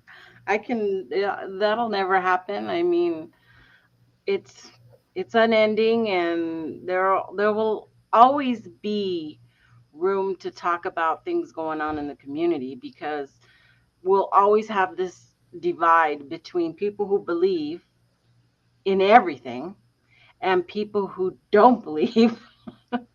And somebody's going to talk about that. And there's always going to be hoaxers, those who don't care either way about the subject. They just want a little attention, you know. And fortunately, some people, or unfortunately, some people like that attention and they like the money because of the clicks and views they get. They get a little bit of moolah, Yeah, not a lot. It's not going to be a lot, but it's enough to sustain them or to pay a few bills or to do yeah, what have you. And um, yeah. Because some people do can come up with a pretty good chunk of change, like our friend Rick Dyer there. mhm, He didn't make any small change out of those hoaxes, and well, he I didn't noticed make somebody in a the lot. chat said something about Dyer laughing his way through it all because he admits he's a hoax. And, I give that to him. But, you also got to remember Dyer admits to being a hoaxer because he has no other way out. He realizes that, yeah, it was a hoax. It's proven to be a hoax. Yeah. How can I say I'm not a hoaxer? He's got to admit it now. Mhm. So, I mean, it's not Well, all honorable or like, oh, well, yeah, look, see, I admit I'm a hoaxer, but yet right. you saw with him, he's coming back. He's going Yeah. to have the goods, the real stuff this time. Right. It's kind of like And the boy who cries wolf, right? yeah, he will always do that. And he's what he said to me behind the scenes doesn't match what he tells everybody else. And he'll always claim that that tent video is real. Okay, when he clearly told us, no, that guy was from has worked on Lord of the Rings. He was a real actor and he was a pain in the ass. And he goes on to tell whole stories about that guy in the suit. Yeah. But he won't do that because now if he's trying to get this deal with History Channel or something else, something else is coming up, and he's getting his team together, then there's sure to be more stuff in the Yeah. future. Now, I'm not trying to ask you to be a mind reader, Nikki, or anything like that. I am. But Show me your woo. Show me your yeah, woo side. Come I'm, on. I'm not asking you to be a mind reader or anything. But what do you Wait, think to do is that, I the have to use my magic, though. Okay. Yeah. What do you think is the motivation behind Todd's coming out with his video calling out Sasquatch Ontario Mike Patterson as a hoaxer? Is it? Do you think it's Because because of the animosity between the two? Do you think it's it just just boils down to deflection. just that? To me, it's just pure deflection. He just wants to get people's attention, negative attention, to somebody else who's, grabbed the community in the recent months. I think that's all it is. He wants to be thought of as credible, that his material, his photographs, videos, they are credible, And to maintain that, he needs to show somebody who's not. And that's somebody who's been in recent, you know, videos and has been brought up all over because of the stupid fence thing he put out, masks on the fence thing, which is just ridiculous. And Yeah, it's pretty desperate looking, isn't it's it? It's really, really bad. I mean, And come on, come on. Do you think and we sit here and say this, but as we sit here and say it's totally ridiculous looking mask, even there are people who are on that other side saying that's such a great picture of Nefertia. Oh my goodness, I'm blind, but they must be completely not able to see a fake mask. I mean, yeah. it doesn't have any realness to it at all. It's plastic. Yeah. Yeah. So Well, it's called relevance, by the way. Real stuff is called relevance. Narration is not real stuff, so it's not relevant. But people are taking it as relevant. That's exactly right. Yeah, I mean, it's really no different than Mark Abell with his Jack Link's Sasquatch hoax thing. I mean, it's an obvious hoax, but people are still going to be like, it's not the same thing. It's like, dude, you have got so much blinders on because this is one of your favorite people or whatever. Your blinders are just totally blinding you to the fact that it is exactly the same thing. It's the same picture. He's just manipulated it and put it into a background. And it's like, but, I think, isn't it quite self-defeating to, I mean, I don't understand, because I think it's funny. And I think that's the reaction that maybe Todd doesn't realize he might get to, if you want to use the word detractors of Todd that don't find him that credible at all. Him pointing out that, hey, this dude's a hoaxer, doesn't go, oh, well, hey, Todd's calling him out. Todd must be credible. That doesn't change my mind about that. So I do, but I get your point. He's trying to deflect and, but I don't think it's going to work, at least not with the people who already question his evidence in the first place, Right. Well, it's so, look at what's that phrase? Who's calling the kettle black? Yeah, you're calling the kettle black. Hello, like you're doing the same thing, man. Like you're not presenting anything. You're putting narration onto what viewers are seeing you present, but that's not evidence. That's a narration. Get rid of the narration and look at the evidence without the narration. No one's going to come to the same conclusion. That what primes the brain is the narration. And if it's been over years, like he's been online, Nick, you would know better than any of us.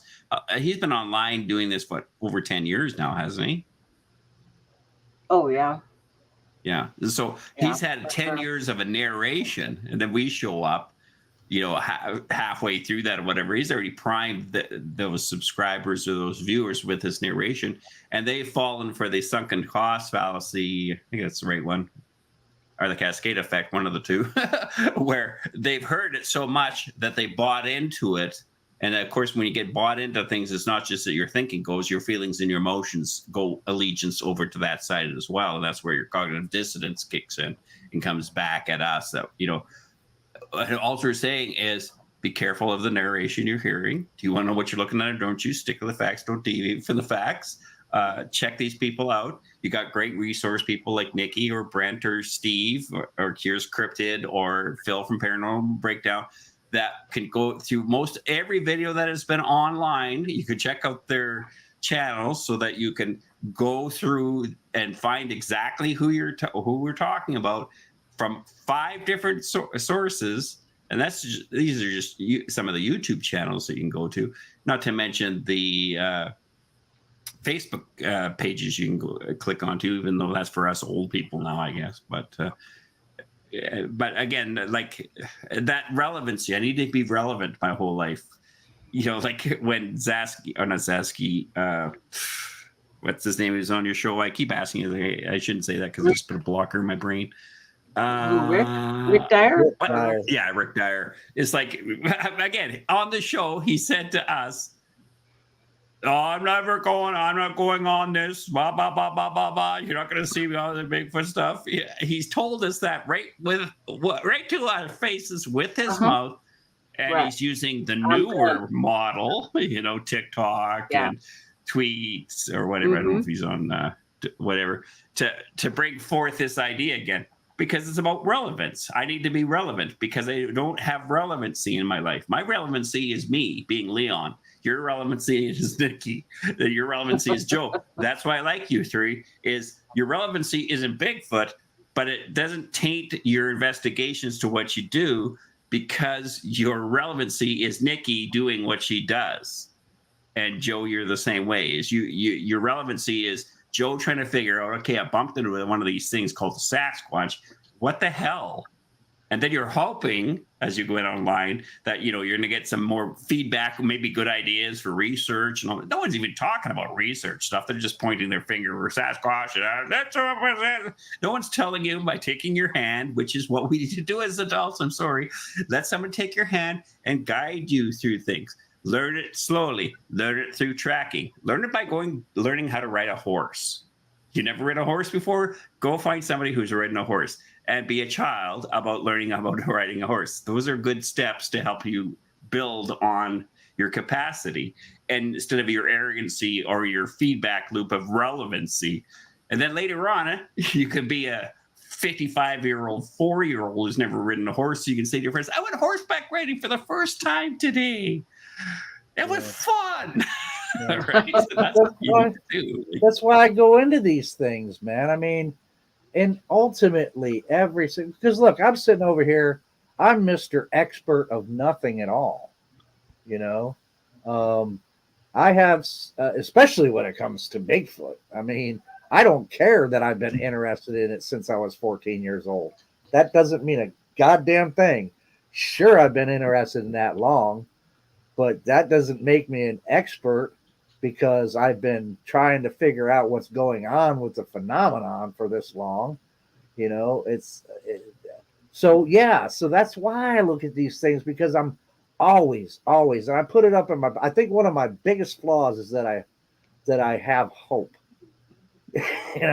Sometimes I think I have too much hope, and it's like, I'm just hoping that somebody, can help me find the answers that I'm looking for, because I can't do it on my own. I understand this. I really can't. I can't do this on my own. And, but fortunately I do have some people. I have like Mike from Tactical Bigfoot Research that I can go out with, who's very much on an even keel, and has really good ideas of trying to figure some stuff out, But I look at these things online, and ultimately every single time I'm disappointed, man. I am so disappointed, because all I'm getting fed is bullshit, And it's like all this stuff that just is a bunch of word salad, basically, and narrative that doesn't mean anything without any evidence to back it up, man. And I'm just constantly disappointed by what's going on. And then, of course, now I run across something like this, which, again, I got to reiterate, man. It was like, for me, this was, people go, well, that's really a dickhead thing to say, Joe. But I was overjoyed. When I saw this thing, because I was elated. I was like, oh, my God, this is so funny. Where did you read it? Was it on Facebook? No, it was Brent. It was Brent put up the thing in Bigfooting Shenanigans. He did a video. That's the one I showed earlier. It was from Brent's. I didn't watch that, so I didn't know. Okay, yeah. I put it up first at the beginning of the show. It was Brent brought it up on Bigfooting Shenanigans. Tad Standing calling out Sasquatch Ontario, calling him a hoaxer, and that's where I saw it. And I was like, oh my God, really? Oh, this is so rich. This is so rich, man. That it's just, it's comical, man. And it's like, oh my goodness, Lord. Those aren't the people that I go to looking, because I no longer I no longer look at like, anything that like if they come out with something, it's like, well, I already know that you guys are just not on the up and up, so I'm not even paying attention to you most of the time. But this is the first I paid attention to Todd Standing in a long time. This one I had to see when Mhm. Brett put that. I was like, what? What Todd Standing? Todd Standing is calling out a hoaxer? This I gotta see. This I gotta see. And He's done it before. He on his live shows, he's called out a lot of people has as he? having nonsense, even though what he says is exactly the same thing he's doing. So, it is just what it is, and it's gonna not stop. He will always defend his work, as being legit.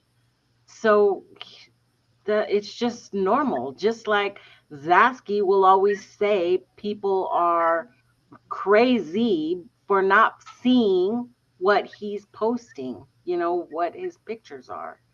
He will always say, we are the problem. He's not the problem.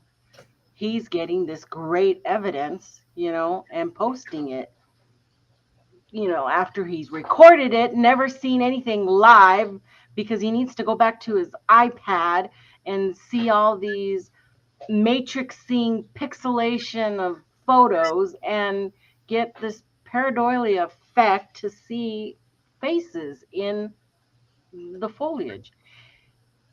I know what that is. I know Yes, not to trust my eyes on this. And Matt brings up a great point about stop looking at photos. Let's concentrate on moving video, something absolutely. moving. At least Mhm. we know it's alive Yeah, and that there's something really there. yeah.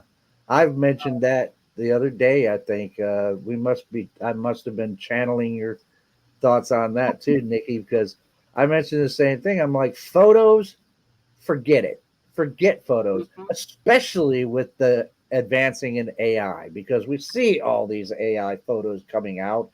And it's like, forget photos. Photos, no. Photos ain't going to do jack shit. Photos, no good. Video. And at some point, video isn't really going to be any good either, really.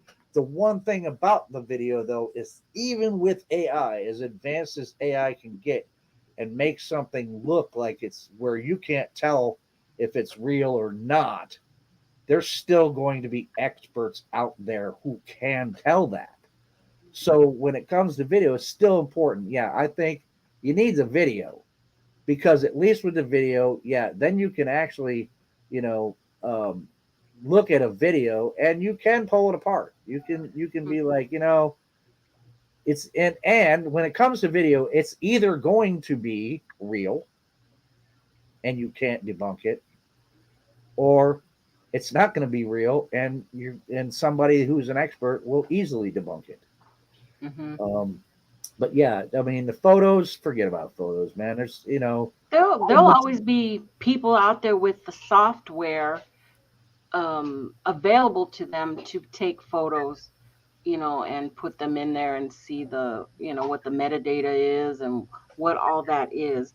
But nowadays, everything, if you're using your iPhone, it's running through that program. And then you post it on the Facebook and then it's running through that.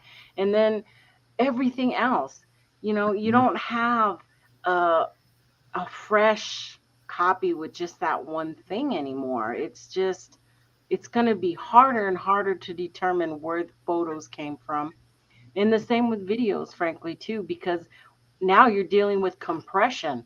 And every time you do that, it's getting changed, and all of that. Mhm. It's always going to be a task. But there are some good software out there that can do all that. But I don't have it, and I don't ever intend to buy it. I may use some of the free stuff out there, um, but I'm not going to invest in something to take it that far because it doesn't matter. It doesn't matter because it's not going to take us to another level. Right. It has to be something super extraordinary, something like the PNG film or something like the Even the Freeman footage, which people, mostly don't believe anymore, but something like that, Yeah. more of Yeah. that, because Yeah. at least you can see it's either a man or a suit. It's one of the two. It's not anything pixelated or misinterpreted as some unidentified bear walking around, or we know what it is. Yeah. That is a Bigfoot. It's Yeah. either a man in a Bigfoot suit or it's a Bigfoot. Yeah. Yeah. I think it's going to take something like a National Geographic documentary, wildlife documentary type thing by somebody like National Geographic that has wildlife photographers that photograph wildlife for a living, and it have to be something like that that of Bigfoot, Hmm. for And some of anybody those take months and months to do, just like the snow leopard one, or capturing the real tigers there in India. It took a month yeah. to capture footage of those. And we know they were real. We know they're real. And it Right. took months to get Right. those. Yeah. You know? Well, it's the Yeah, the same way snow. when they go out to try to film gorillas. I mean, we know mountain gorillas exist, right? We know it. But you'd be surprised at how long it takes some of those people that are going out there to study them. Now, there are some set ones that they kind of know where they're at most of the time, but you know, when it comes to finding new families or clans or whatever they call. Here I'm into anthropology and stuff, and I don't even remember troop. To finding new ones, it takes them sometimes. Oh, and even when they know when they're familiar with a certain troop of these primates that they have been filming, sometimes they go back out there and it takes them a very long time to find them again. So it's not that easy. But if National Geographic all of a sudden came out with something like, we've actually filmed a family or whatever of what people call Sasquatch, and they presented it, then you would have the scientific community as a whole, not just a few scientists like we have now. You would have this whole Sasquatch, the whole scientific community perk up its ears and go, "What? Well, holy crap! Look at this!" But that's what it's going to take, man. It's not gonna be me, because I'm not a photographer. I'm not a videographer. Um, you know, um, it could be somebody like Matt, but then again, he would have to vet it through sources. It would go through the same process as we all doing. Whoever Yeah, shows anything's gonna go through the same scrutiny, that even the hoaxers are going through. Even the people we find legit in the field, whatever they put out, if Brent put out something of something going across in the thing, you think there's gonna be everybody's just gonna love it like we probably would, because we know his character already. right. But that's gonna go out into the Bigfoot community, and that's gonna rile up everybody. That's another suit, that took them all of $20 in a suit or whatever, to say that, because that's where we're at. And unfortunately, like I said before, that's where we're at. It's Yeah, just we talk about it. You talking about all the hoaxers right now. Everybody on every channel always comes back to the people who are just doing disservice to the community. You and now know, we even got the hoaxers calling out the hoaxers. now they're calling out themselves. Yeah, they're calling out So themselves, man. It's like, I don't know. It's like, are we having that big of an effect that now the hoaxers are actually gonna call out themselves too? I mean, I if don't they think can that. gain a few people onto their side, they're gonna do it. Well, it's like They're it's gonna like, I say guess, who whatever. was this? Was it Trackway or Former? I think it was Former. Somebody in there that said it doesn't matter negative or positive, if for a narcissist the attention is good no matter what, doesn't matter. Yeah. So, but it's like that's the thing that gets to me is and you're always, I think we're always going to have the circles and the red arrow, or the red circles and arrows on photos and pareidolia.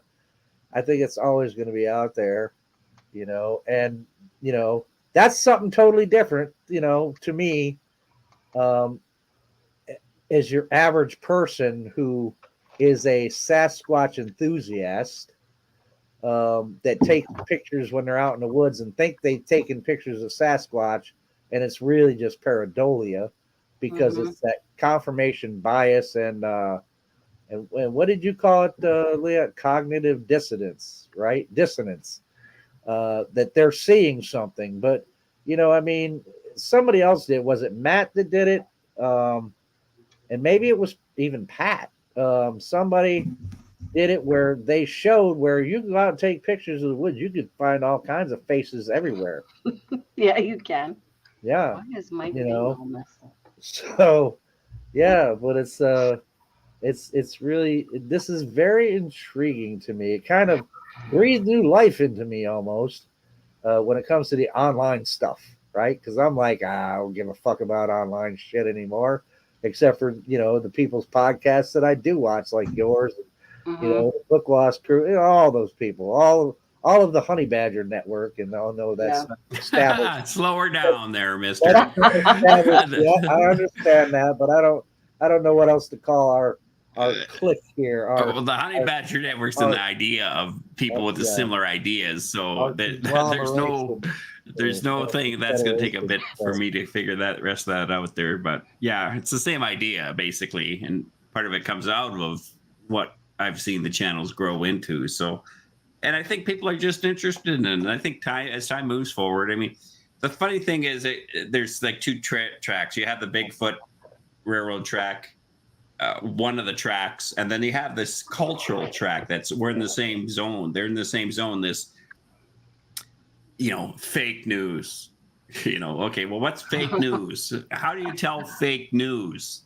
And I think that's part of the bigger picture of the culture Western culture having to go through this new revolutionary process of coming up with a new definition. And what that isn't about a phrase, it's more about a way of perceiving things so we can perceive them correctly, because that's what's lacking. We used to have it, but now everything's coming into distrust. Like when you're talking about the what was that channel you were saying? Like the Discovery Channel, not Discovery Channel, like National Discovery Geographic. or Nova. What's that? National Sorry. National Yeah, Geographic. National Geographic. Because a lot of those channels, like again, like with Discovery back this early 2000, I think, Discovery and the History Channel, that I liked history, so I would go and watch their shows, and then they started bringing in the mermaid thing and the backlash they got from the scientific community, because that the audience, and this is that again, sensationalism is, you get better draws if you're a sensationalist. Look at YouTube channels about sensational ideas. Or narration, not ideas, but narration. The sensationalist narrations will always outgun, because it activates, and they know this. The people who do the professionals anyway, who do these type of shows, is that you're going to get a lot of positive following, and like there's a certain person who mentioned about a person who's been involved. I won't get into any specifics, but when you look at a lot of people's channels and they have subscribers, you don't want to be buddy with the subscribers, because it's just a number. Whereas we at least us three are, we like people in the channel. We don't look at them as numbers. But if you got a big channel, and again, your validation is in the number scene, then you can dismiss certain people. Well, as much as they want to come after us, like I'm talking about people in the channel of other channels, but if they wanted to come after us, we can go after our people that are in chat, because we want to have a discussion about things. We want to learn about having conflict and conflict resolution discussions, which isn't modeled very far anywhere.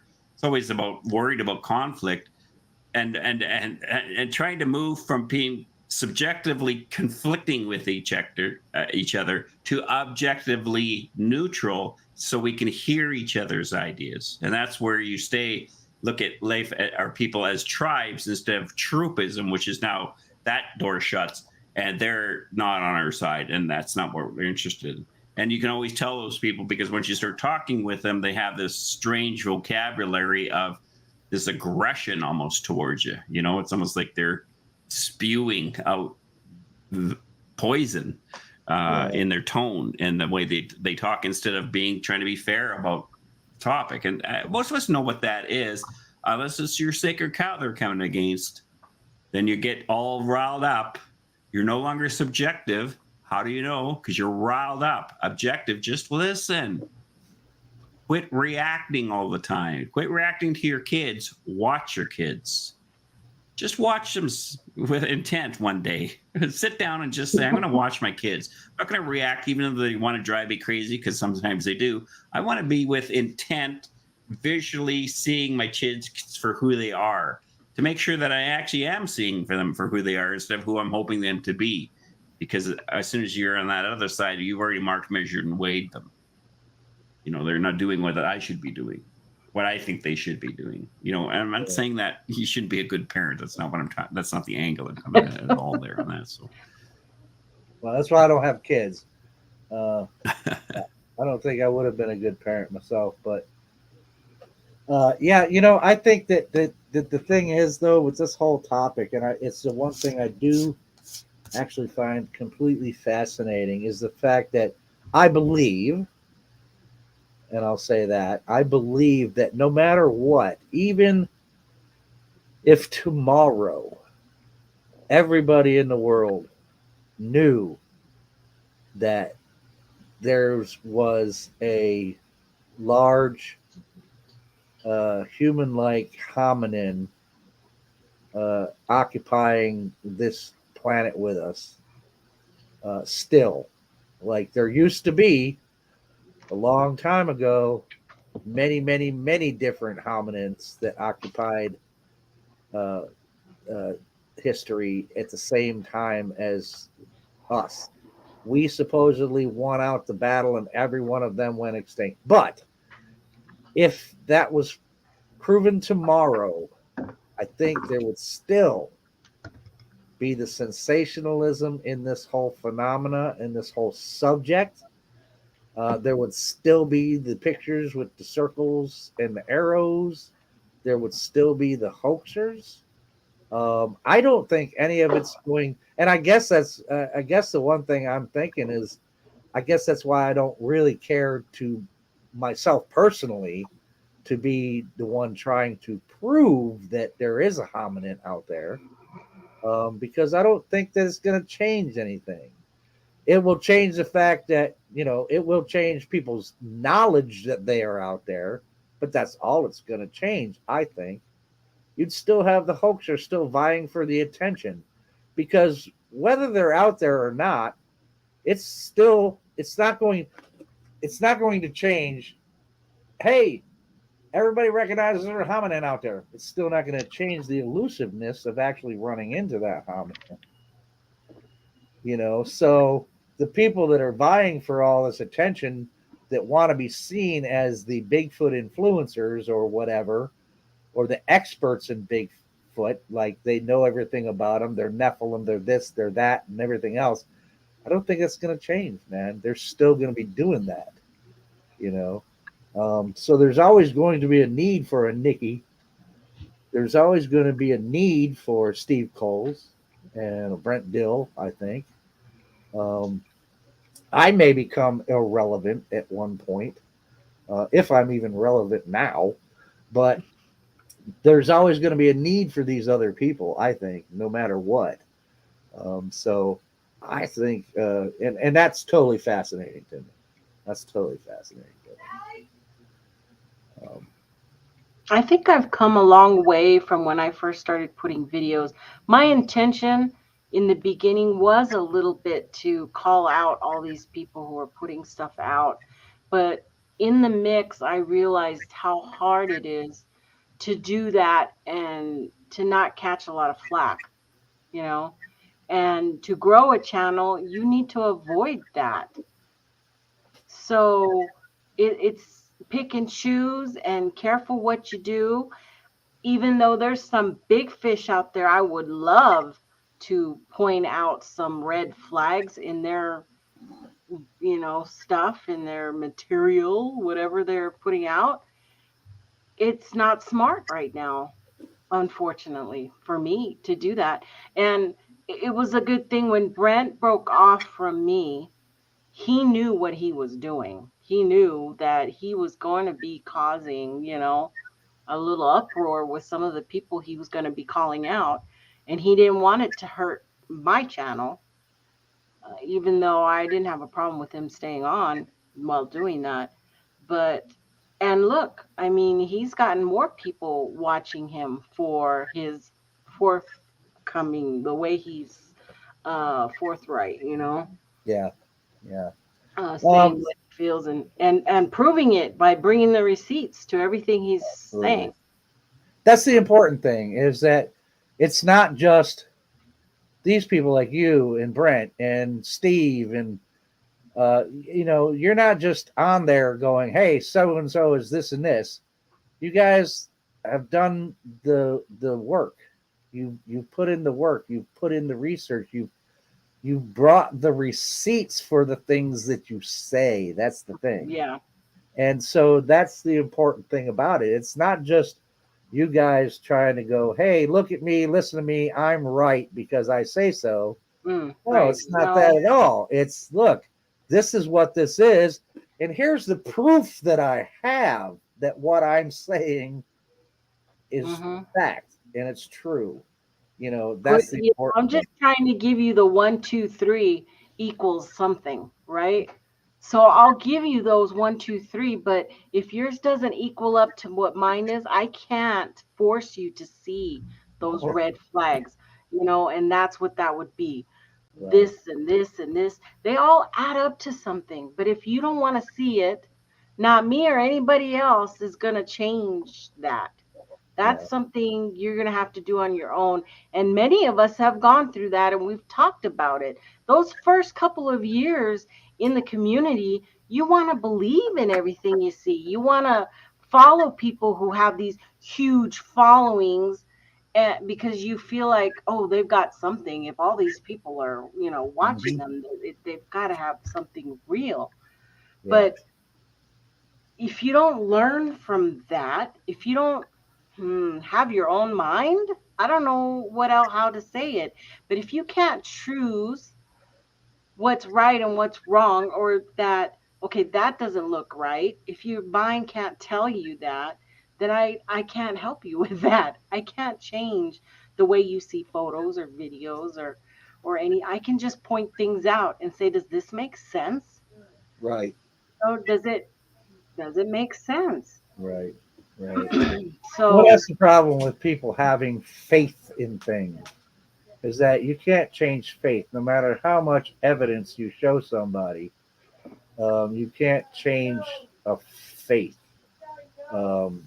In lieu of, in spite of evidence, somebody, if they want to believe something, they're going to believe it no matter if you show evidence to the opposite or not. They're going to be, oh, well, your evidence is faulty.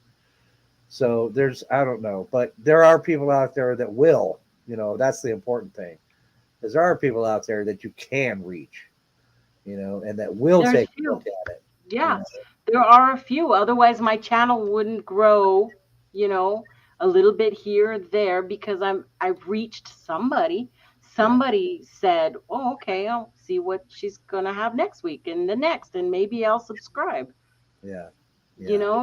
Somebody feels that way or want to hear what I have to say about it. And I'm totally have made it a point to tell everybody, this is my opinion.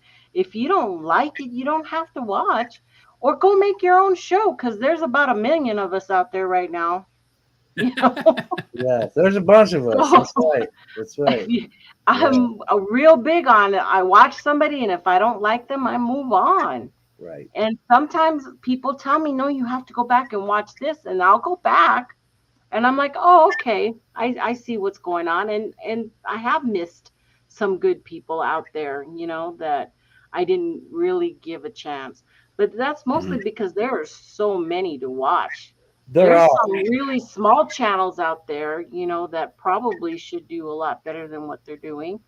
Yeah. But it's a hard thing. It's a hard Yeah. uh, Well, place. some of the smaller channels too, it's not a bunch of the sensationalism, and that's what we brought up Right. earlier. I think there's a good majority of people that, and I'm not talking about researchers, I'm just talking about people that are interested in Sasquatch, and that's why they come to these things, is because they're interested, they find it fascinating or whatever, or maybe they honestly believe in their heart of hearts that they're real and etc. Hmm. Um, you know, I don't think that they care much about whether it really is true or not. They just want to believe it, and they're going to no matter what. Um, I gotta say something. Apparently, talk about reaching people. I've honestly, some people are obviously confused about things. I've had other people say this type of thing to me. With what Former says, Former brings up. He says, "Joe, you had a sighting. Stop second guessing yourself, please." And I don't want anybody to think that. I'm not second guessing myself, Former. And if I'm taking your comment the same, I think you're meaning that I'm questioning whether or not I saw any. I'm not questioning that at all. I know I saw something. It was 7.5 foot tall, black hair, huge, massive, and frowning at me, man. So yeah, no, I'm not second guessing myself. I'm just saying that honestly and intellectually honestly, I'm not going to say that it's what everybody calls, whatever name. You can give it whatever name you want, man. That's my whole point. I don't care what you call it. I know it's a big hairy hominin. If that's a Sasquatch, fine. But, technically, other than Rasta, running into Rasta, I've never seen anything like that in my entire life, really. I mean, not even the Patty film. I mean, so, who am I? I don't know what a Bigfoot looks like. Is that a Bigfoot? Yeah, okay. I can imagine and I could understand why somebody would look at it from the outside and go, "Yeah, you saw a Sasquatch, Joe." Okay, okay, I'll take that. So maybe I saw a Sasquatch. I know I saw Rasta, was what I named him. So Well, that's clearly Rasta doesn't look like Patty, right. No, you not at know. all. Not at all. Rasta, if you want to get right down to it, looks like a fucking caveman. Hmm. To me, I mean, how else am I going to describe such a pronounced brow ridge, and a nose that, although superficially it's human, but and no chin, no, just this big jaw. I mean, it's a hominin of some sort, man. Yeah, absolutely, and that's what Bigfoot would have to be. So okay, you want to call it a Bigfoot? It's a Bigfoot.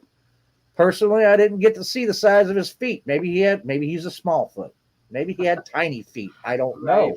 I didn't get to see his feet, and I can't tell you that anything out there that I've seen that I thought could be tracks was actually tracks made by him. I have no idea. Hmm. But I'm not second guessing myself, Former. And for everybody else who said similar things, I am not second guessing myself. I am not saying, well, did I really see that? No, I know I saw something. There's no doubt in my mind that deer was there, that was there. So I'm not second guessing myself. So you have no worries about that. The only thing I'm second guessing, and I'm not even second guessing, I'm questioning all this other stuff that everybody says that thing does out in the woods, like building palaces or out of sticks or, and I'm not saying that even any of that is impossible, but nobody's proven it yet. So that's all I'm saying, man, is I'm Hmm. not second guessing myself. I'm not second guessing that there is such a thing as what people want to call Bigfoot or Sasquatch. They're out there. There's something out there. How many of them are out there? I have no fucking clue. I don't know how many are on this continent, between Canada and the United States. No idea. So I'm not second guessing myself. So don't have any worries there. Well, I don't know why I keep doing that. Oh, because I started. That's why. That's funny. Finding a Trackway says, actually, Joe, we all know secretly you're the star of your version of the Truman Show, and we are all paid to keep it a secret from you. Oh, is that what it is? I knew something was going on. I knew something was going on.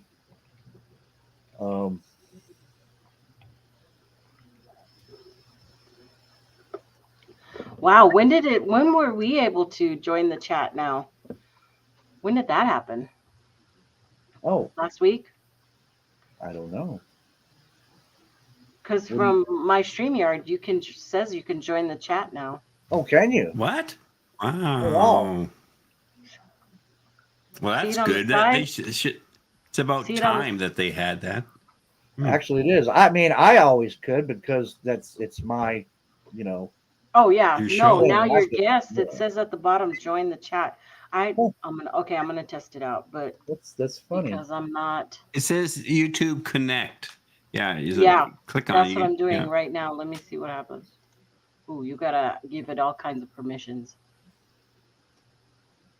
Oh, cool. Yeah. Now we can chat instead of me having to pull the pop-up up over here. Nice. Oh, nice. Yeah, that's better. Lockbeard. Yeah, because we know that deer have psychic abilities. Yeah.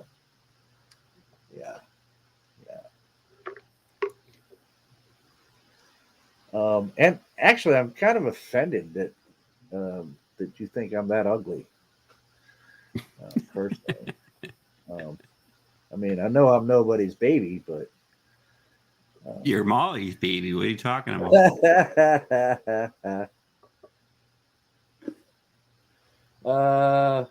Finding a Trackway says, speaking of StreamYard, have any of you used a Wi-Fi camera?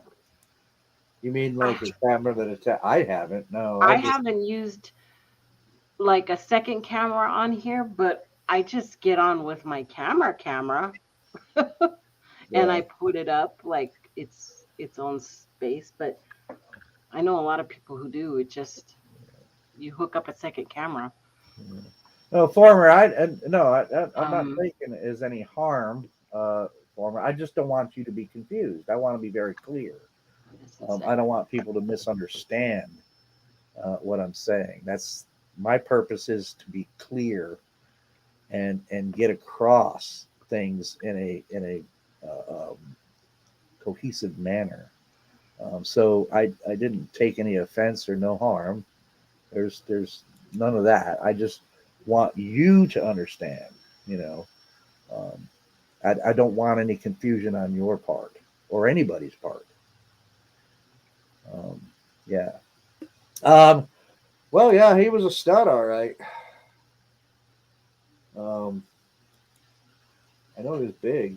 I don't know about a stud, but and if you were to ask me about muscular, I don't know. I just know he was huge. A lot bigger than me, but he could have had tiny feet. Tiny feet. Well, that would be something. Then I would say, well, you know what? We got little feet out there too. And then that would make you question whether there's any medium feet out there. So maybe you saw a Neanderthal. No, you know what? Look, and I can't lie, Leon. When I started trying to figure out what in the hell that was that I was seeing, and trying to find anything that could give me some idea of what I was looking at, it might have crossed my mind, but I really truly think that Neanderthals went extinct. And the only thing I would say that, the reason why I don't believe that Rasta would be a Neanderthal, they just didn't get that big. Now, I know adapting to environments and stuff, but classically, we know what Neanderthal looked like from all the fossil evidence and etc. And now, could it be something that is an offshoot of a Neanderthal, or and I mean that's part of my hypothesis is that Sasquatch or Bigfoot, these hominins that we have running around that people are calling these names, I do believe that somewhere along the line they would have to be an offshoot of some form of the previous hominins. They got to belong in the tree somewhere. I just don't know which one. But yeah, I don't think it would be. I don't think it would be a Neanderthal. But Weeble squatch? Weeble Squatch. Weeble squatch. The Weebles wobble, but they don't fall down. That's right. Oh, right. hypnosis, Leon. Do you believe in hypnosis? Do I believe in hypnosis? We're all in a hypnotic state induced into early childhood. It's the clinical definition for that. So Yeah. we go into hypnotic states all the time. We're just not aware that that's what it will be recognized as being. I never used to Pretend we- believe that hypnosis was possible, but I'm fairly satisfied that actually scientifically it has been shown that some people are. But I also believe that, on the other hand, I do believe that there are some people that are incapable of being hypnotized. Depends on your intellect level. Yeah, I think so. I think so. If I start, clucking like a chicken someday out of the blue, then somebody had to hypnotize me. Yeah, why don't we try some of that? We'll go offline and I'll hypnotize you, and then I'll say a certain word, and every time I say that word, you'll do click, click, click, click, click, click, click, click. That would be funny. Be on a show one time, and Leon will say the keyword, and all of a sudden I'll be over here going, bark, bark, bark, bark, bark, bark. Yeah. And then Nikki can film that and use it for your intro. Yeah. That'll be the another new intro. Yeah. So, well, that answers finding the trackways question when he said, for Leon, thoughts on hypnosis, real or not? Well, the thing about hypnosis is it's a state we go into on a regular basis as human beings. But again, and there's lots of stuff you guys check it out online. Just you got to be cautious. Again, when you have pseudo stuff like that, it falls kind of similar to lie detector tests. You better know the person. A person who, if you're ever going to do a lie detector test, make sure they've done it for at least 20 years and they're an expert on it. Because a lot of time the lie detector, they didn't get their certificate online. Yeah, and it's the same with hypnotherapists and stuff like that. Like a lot of people use hypnotherapy for quitting smoking and other bad habits. But if you're going to a hypnotherapist with the intent of wanting to quit smoking and stuff like that, what they just do is anchor you into the zone where you want to keep it quitting. So the cravings can be less and stuff. A lot of times people try to quit smoking with hypnotherapy. I think it takes about 3 times for it to actually grab hold, but that's part of the process normally too. So I don't know. That's the stuff is, your brain's pretty interesting and it likes to do things. And a lot of times we're just on automatic with our brain and we don't realize that you have these executive functions that take you down these roads that you don't check in, but it feels right to you and it feels good to you, or it's happened to you. Or I had an example the other day.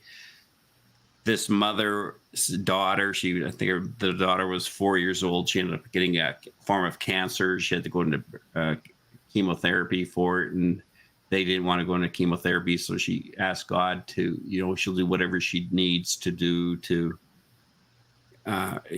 asked him to heal her daughter, and she'll do whatever she needs to do. And the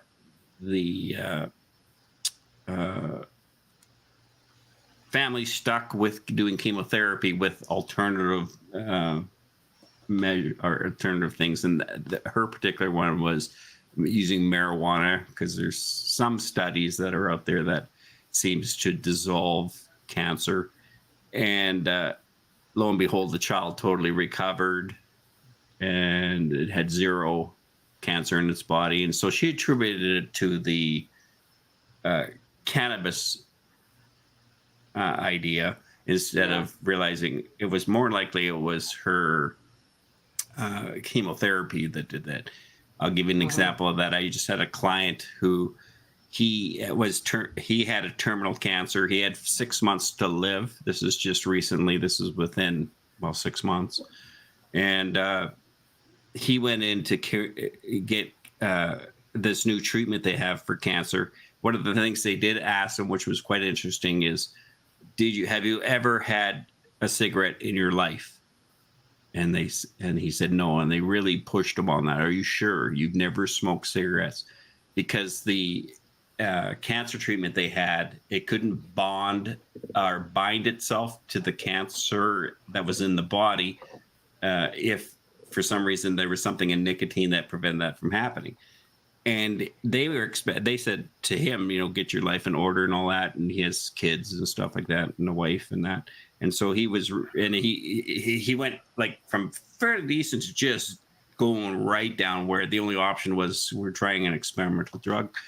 They did the experimental drug, and he has no cancer at all in his body now. He's actually away. He's playing hockey. This is like in months, which is really strange. But the advances in cancer are really getting quite understanding, I guess, in regards to that field. So, and that's the problem, is you connect an A with an idea, and you think the idea is, because now you've invested in the idea of, pot smoking helps you with cancer, but you're missing out that you were still doing chemotherapy that does the same thing. So how do you decipher the two? And that's where you're supposed to be able to do tests to, make sure that is not a placebo effect, because that is a study they're doing. Studies they're doing now on the placebo effect, because this placebo effect, whatever that turns out to being, seems to affect 30% of the population, and it cures every ailment. They don't know why, so that's a good one to investigate. Even that step of research, to Sasquatch, you better believe there's a whole bunch of pseudoscience narration up here of what that could be. They're not interested in that. They're interested in seeing, what is it about the body's capacity to heal? What is it that's resets in the body for it to be able to do that to the cellular level? And people can go, well, it's God, it's supernatural, it's whatever. But there's nothing we've ever came across on the planet thus far that we once thought was supernatural turns out to be supernatural after we understand what it is. So it's the same idea of, people would think that we were supernatural if we went into some of the indigenous populations that are isolated from the rest of the world with the technology we have. They would just look at us like we're from outer space. I think it would be amazing. It would be Nobel Prize winning shit if you could prove that the supernatural actually existed. I think it'd be amazing, but so far it has. So again, I have to dismiss it as something that isn't real.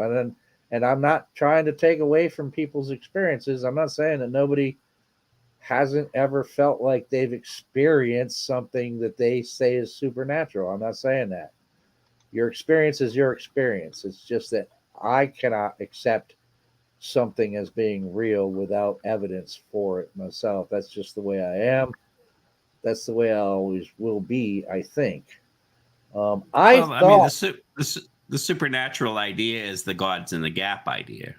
Yeah. If you don't have the answer, it's something supernatural. Maybe it is. I don't know, but it's not. But again, I had experiences when I was a kid in regards to a ghost that was in a house that we lived in, and I don't know what to do with that. I don't have any scientific basis for it. I can't go back in time to analyze that whole thing. So, and that's the thing, Leon, is I think people get offended, and I want to go on to something else I was going to say too, but real quick, I don't like it, that the fact that when I don't believe in ghosts, but that's not to say that just because I don't believe in ghosts, that means oh, I don't believe you, Leon, that you experienced this. That's a totally different thing. I don't believe in ghosts, but that doesn't mean I don't believe that Leon, when he says, well, I experienced what I thought were ghosts, or if Nikki says, hey, I was in a haunted house or I lived in a haunted house, I'm not saying that I don't believe her.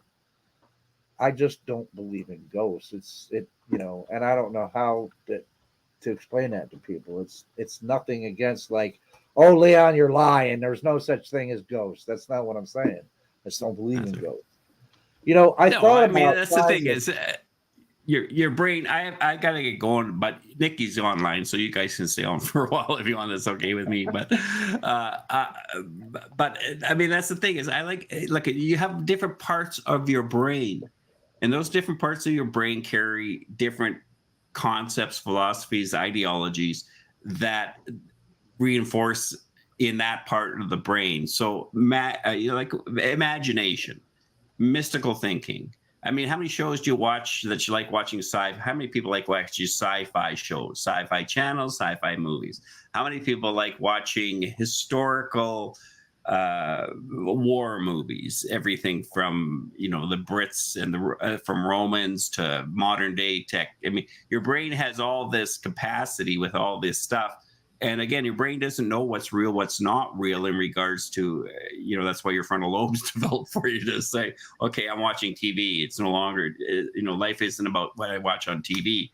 Unfortunately, the generation growing up now is everything is this stuff. TV is now online, on the internet, and let's take pictures of what we eat instead of just eating what you normally would like. We have to take a picture of it first. So this confusion happens in the brain that depicts what we once knew as being entertainment, TV, a break from war, crisis, whatever, by watch escapism, you could say.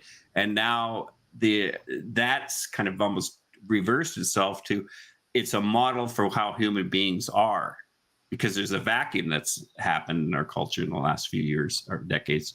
And so it's kind of filling that vacuum that's up there. That's not, I think, helping us in the long run. I think that's one reason why we have this difficulty of understanding how do we tell if things are real or not, factual or not, truthful or not, instead of just buying it because they're showing us on YouTube. Everyone's doing it, So yeah, and anyways, that's on that note, I've got to go. So I hope you guys enjoyed the show. For joining. I'm glad you were able to come on. Good to see you guys in chat too, by the way.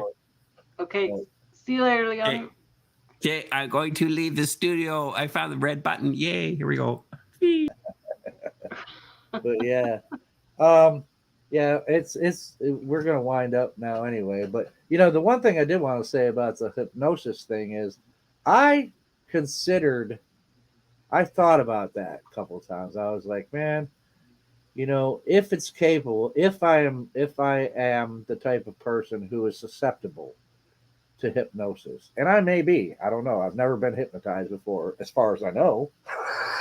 Well, there's a bunch of different levels of hypnosis. Right. And you don't literally have to be in this, the typical, what people think is being under hypnosis isn't typical. Right. Most people are just relaxed to a state of deep meditation. Yeah. It's like the regression stuff. Yeah. So and it's different for every person. So that's what I considered doing. I thought, I wonder if I could find somebody that's actual expert at this. And I actually considered, because I've heard other people have done it, right? Mm. And I thought, well, could somebody that was well adept at this thing, at hypnosis, a real professional, and maybe a medical professional, if that's, relevant to it, could, hypnotize me and maybe, bring out some stuff about that day in 2020 that maybe I've forgotten, or that I didn't know that I noticed, right? Maybe I wasn't aware that I noticed something. And I thought about that, but then I thought, man, do I really want to relive that moment? It's kind of a scary thing to think of, because as I understand it, when you're under that regression hypnosis thing, you're really, as far as your mind, your brain is telling you you were right back there again in the moment. Your brain is not making a difference. It's not differentiating between, okay, I'm not really there, I'm just remembering.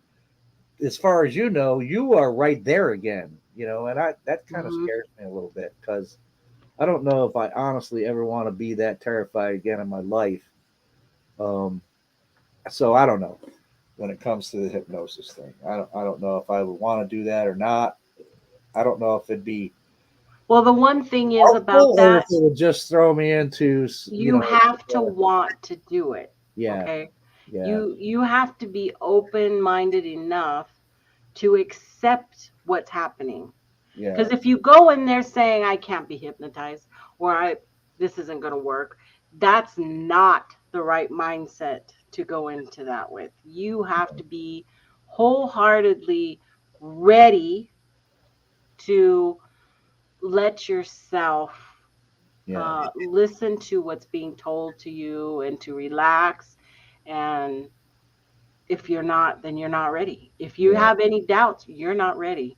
yeah. You need to go Yeah, say, I'm yeah. going to get See, hypnotized and it's going yeah, to help me by keeping me on the right track. It is not a cure all to take away your, right, whatever problems you have. That's not right, what it's for. right. You And know, that's the thing, is I'm not it's a sure tool. I'd be prepared to being taken back to that moment again.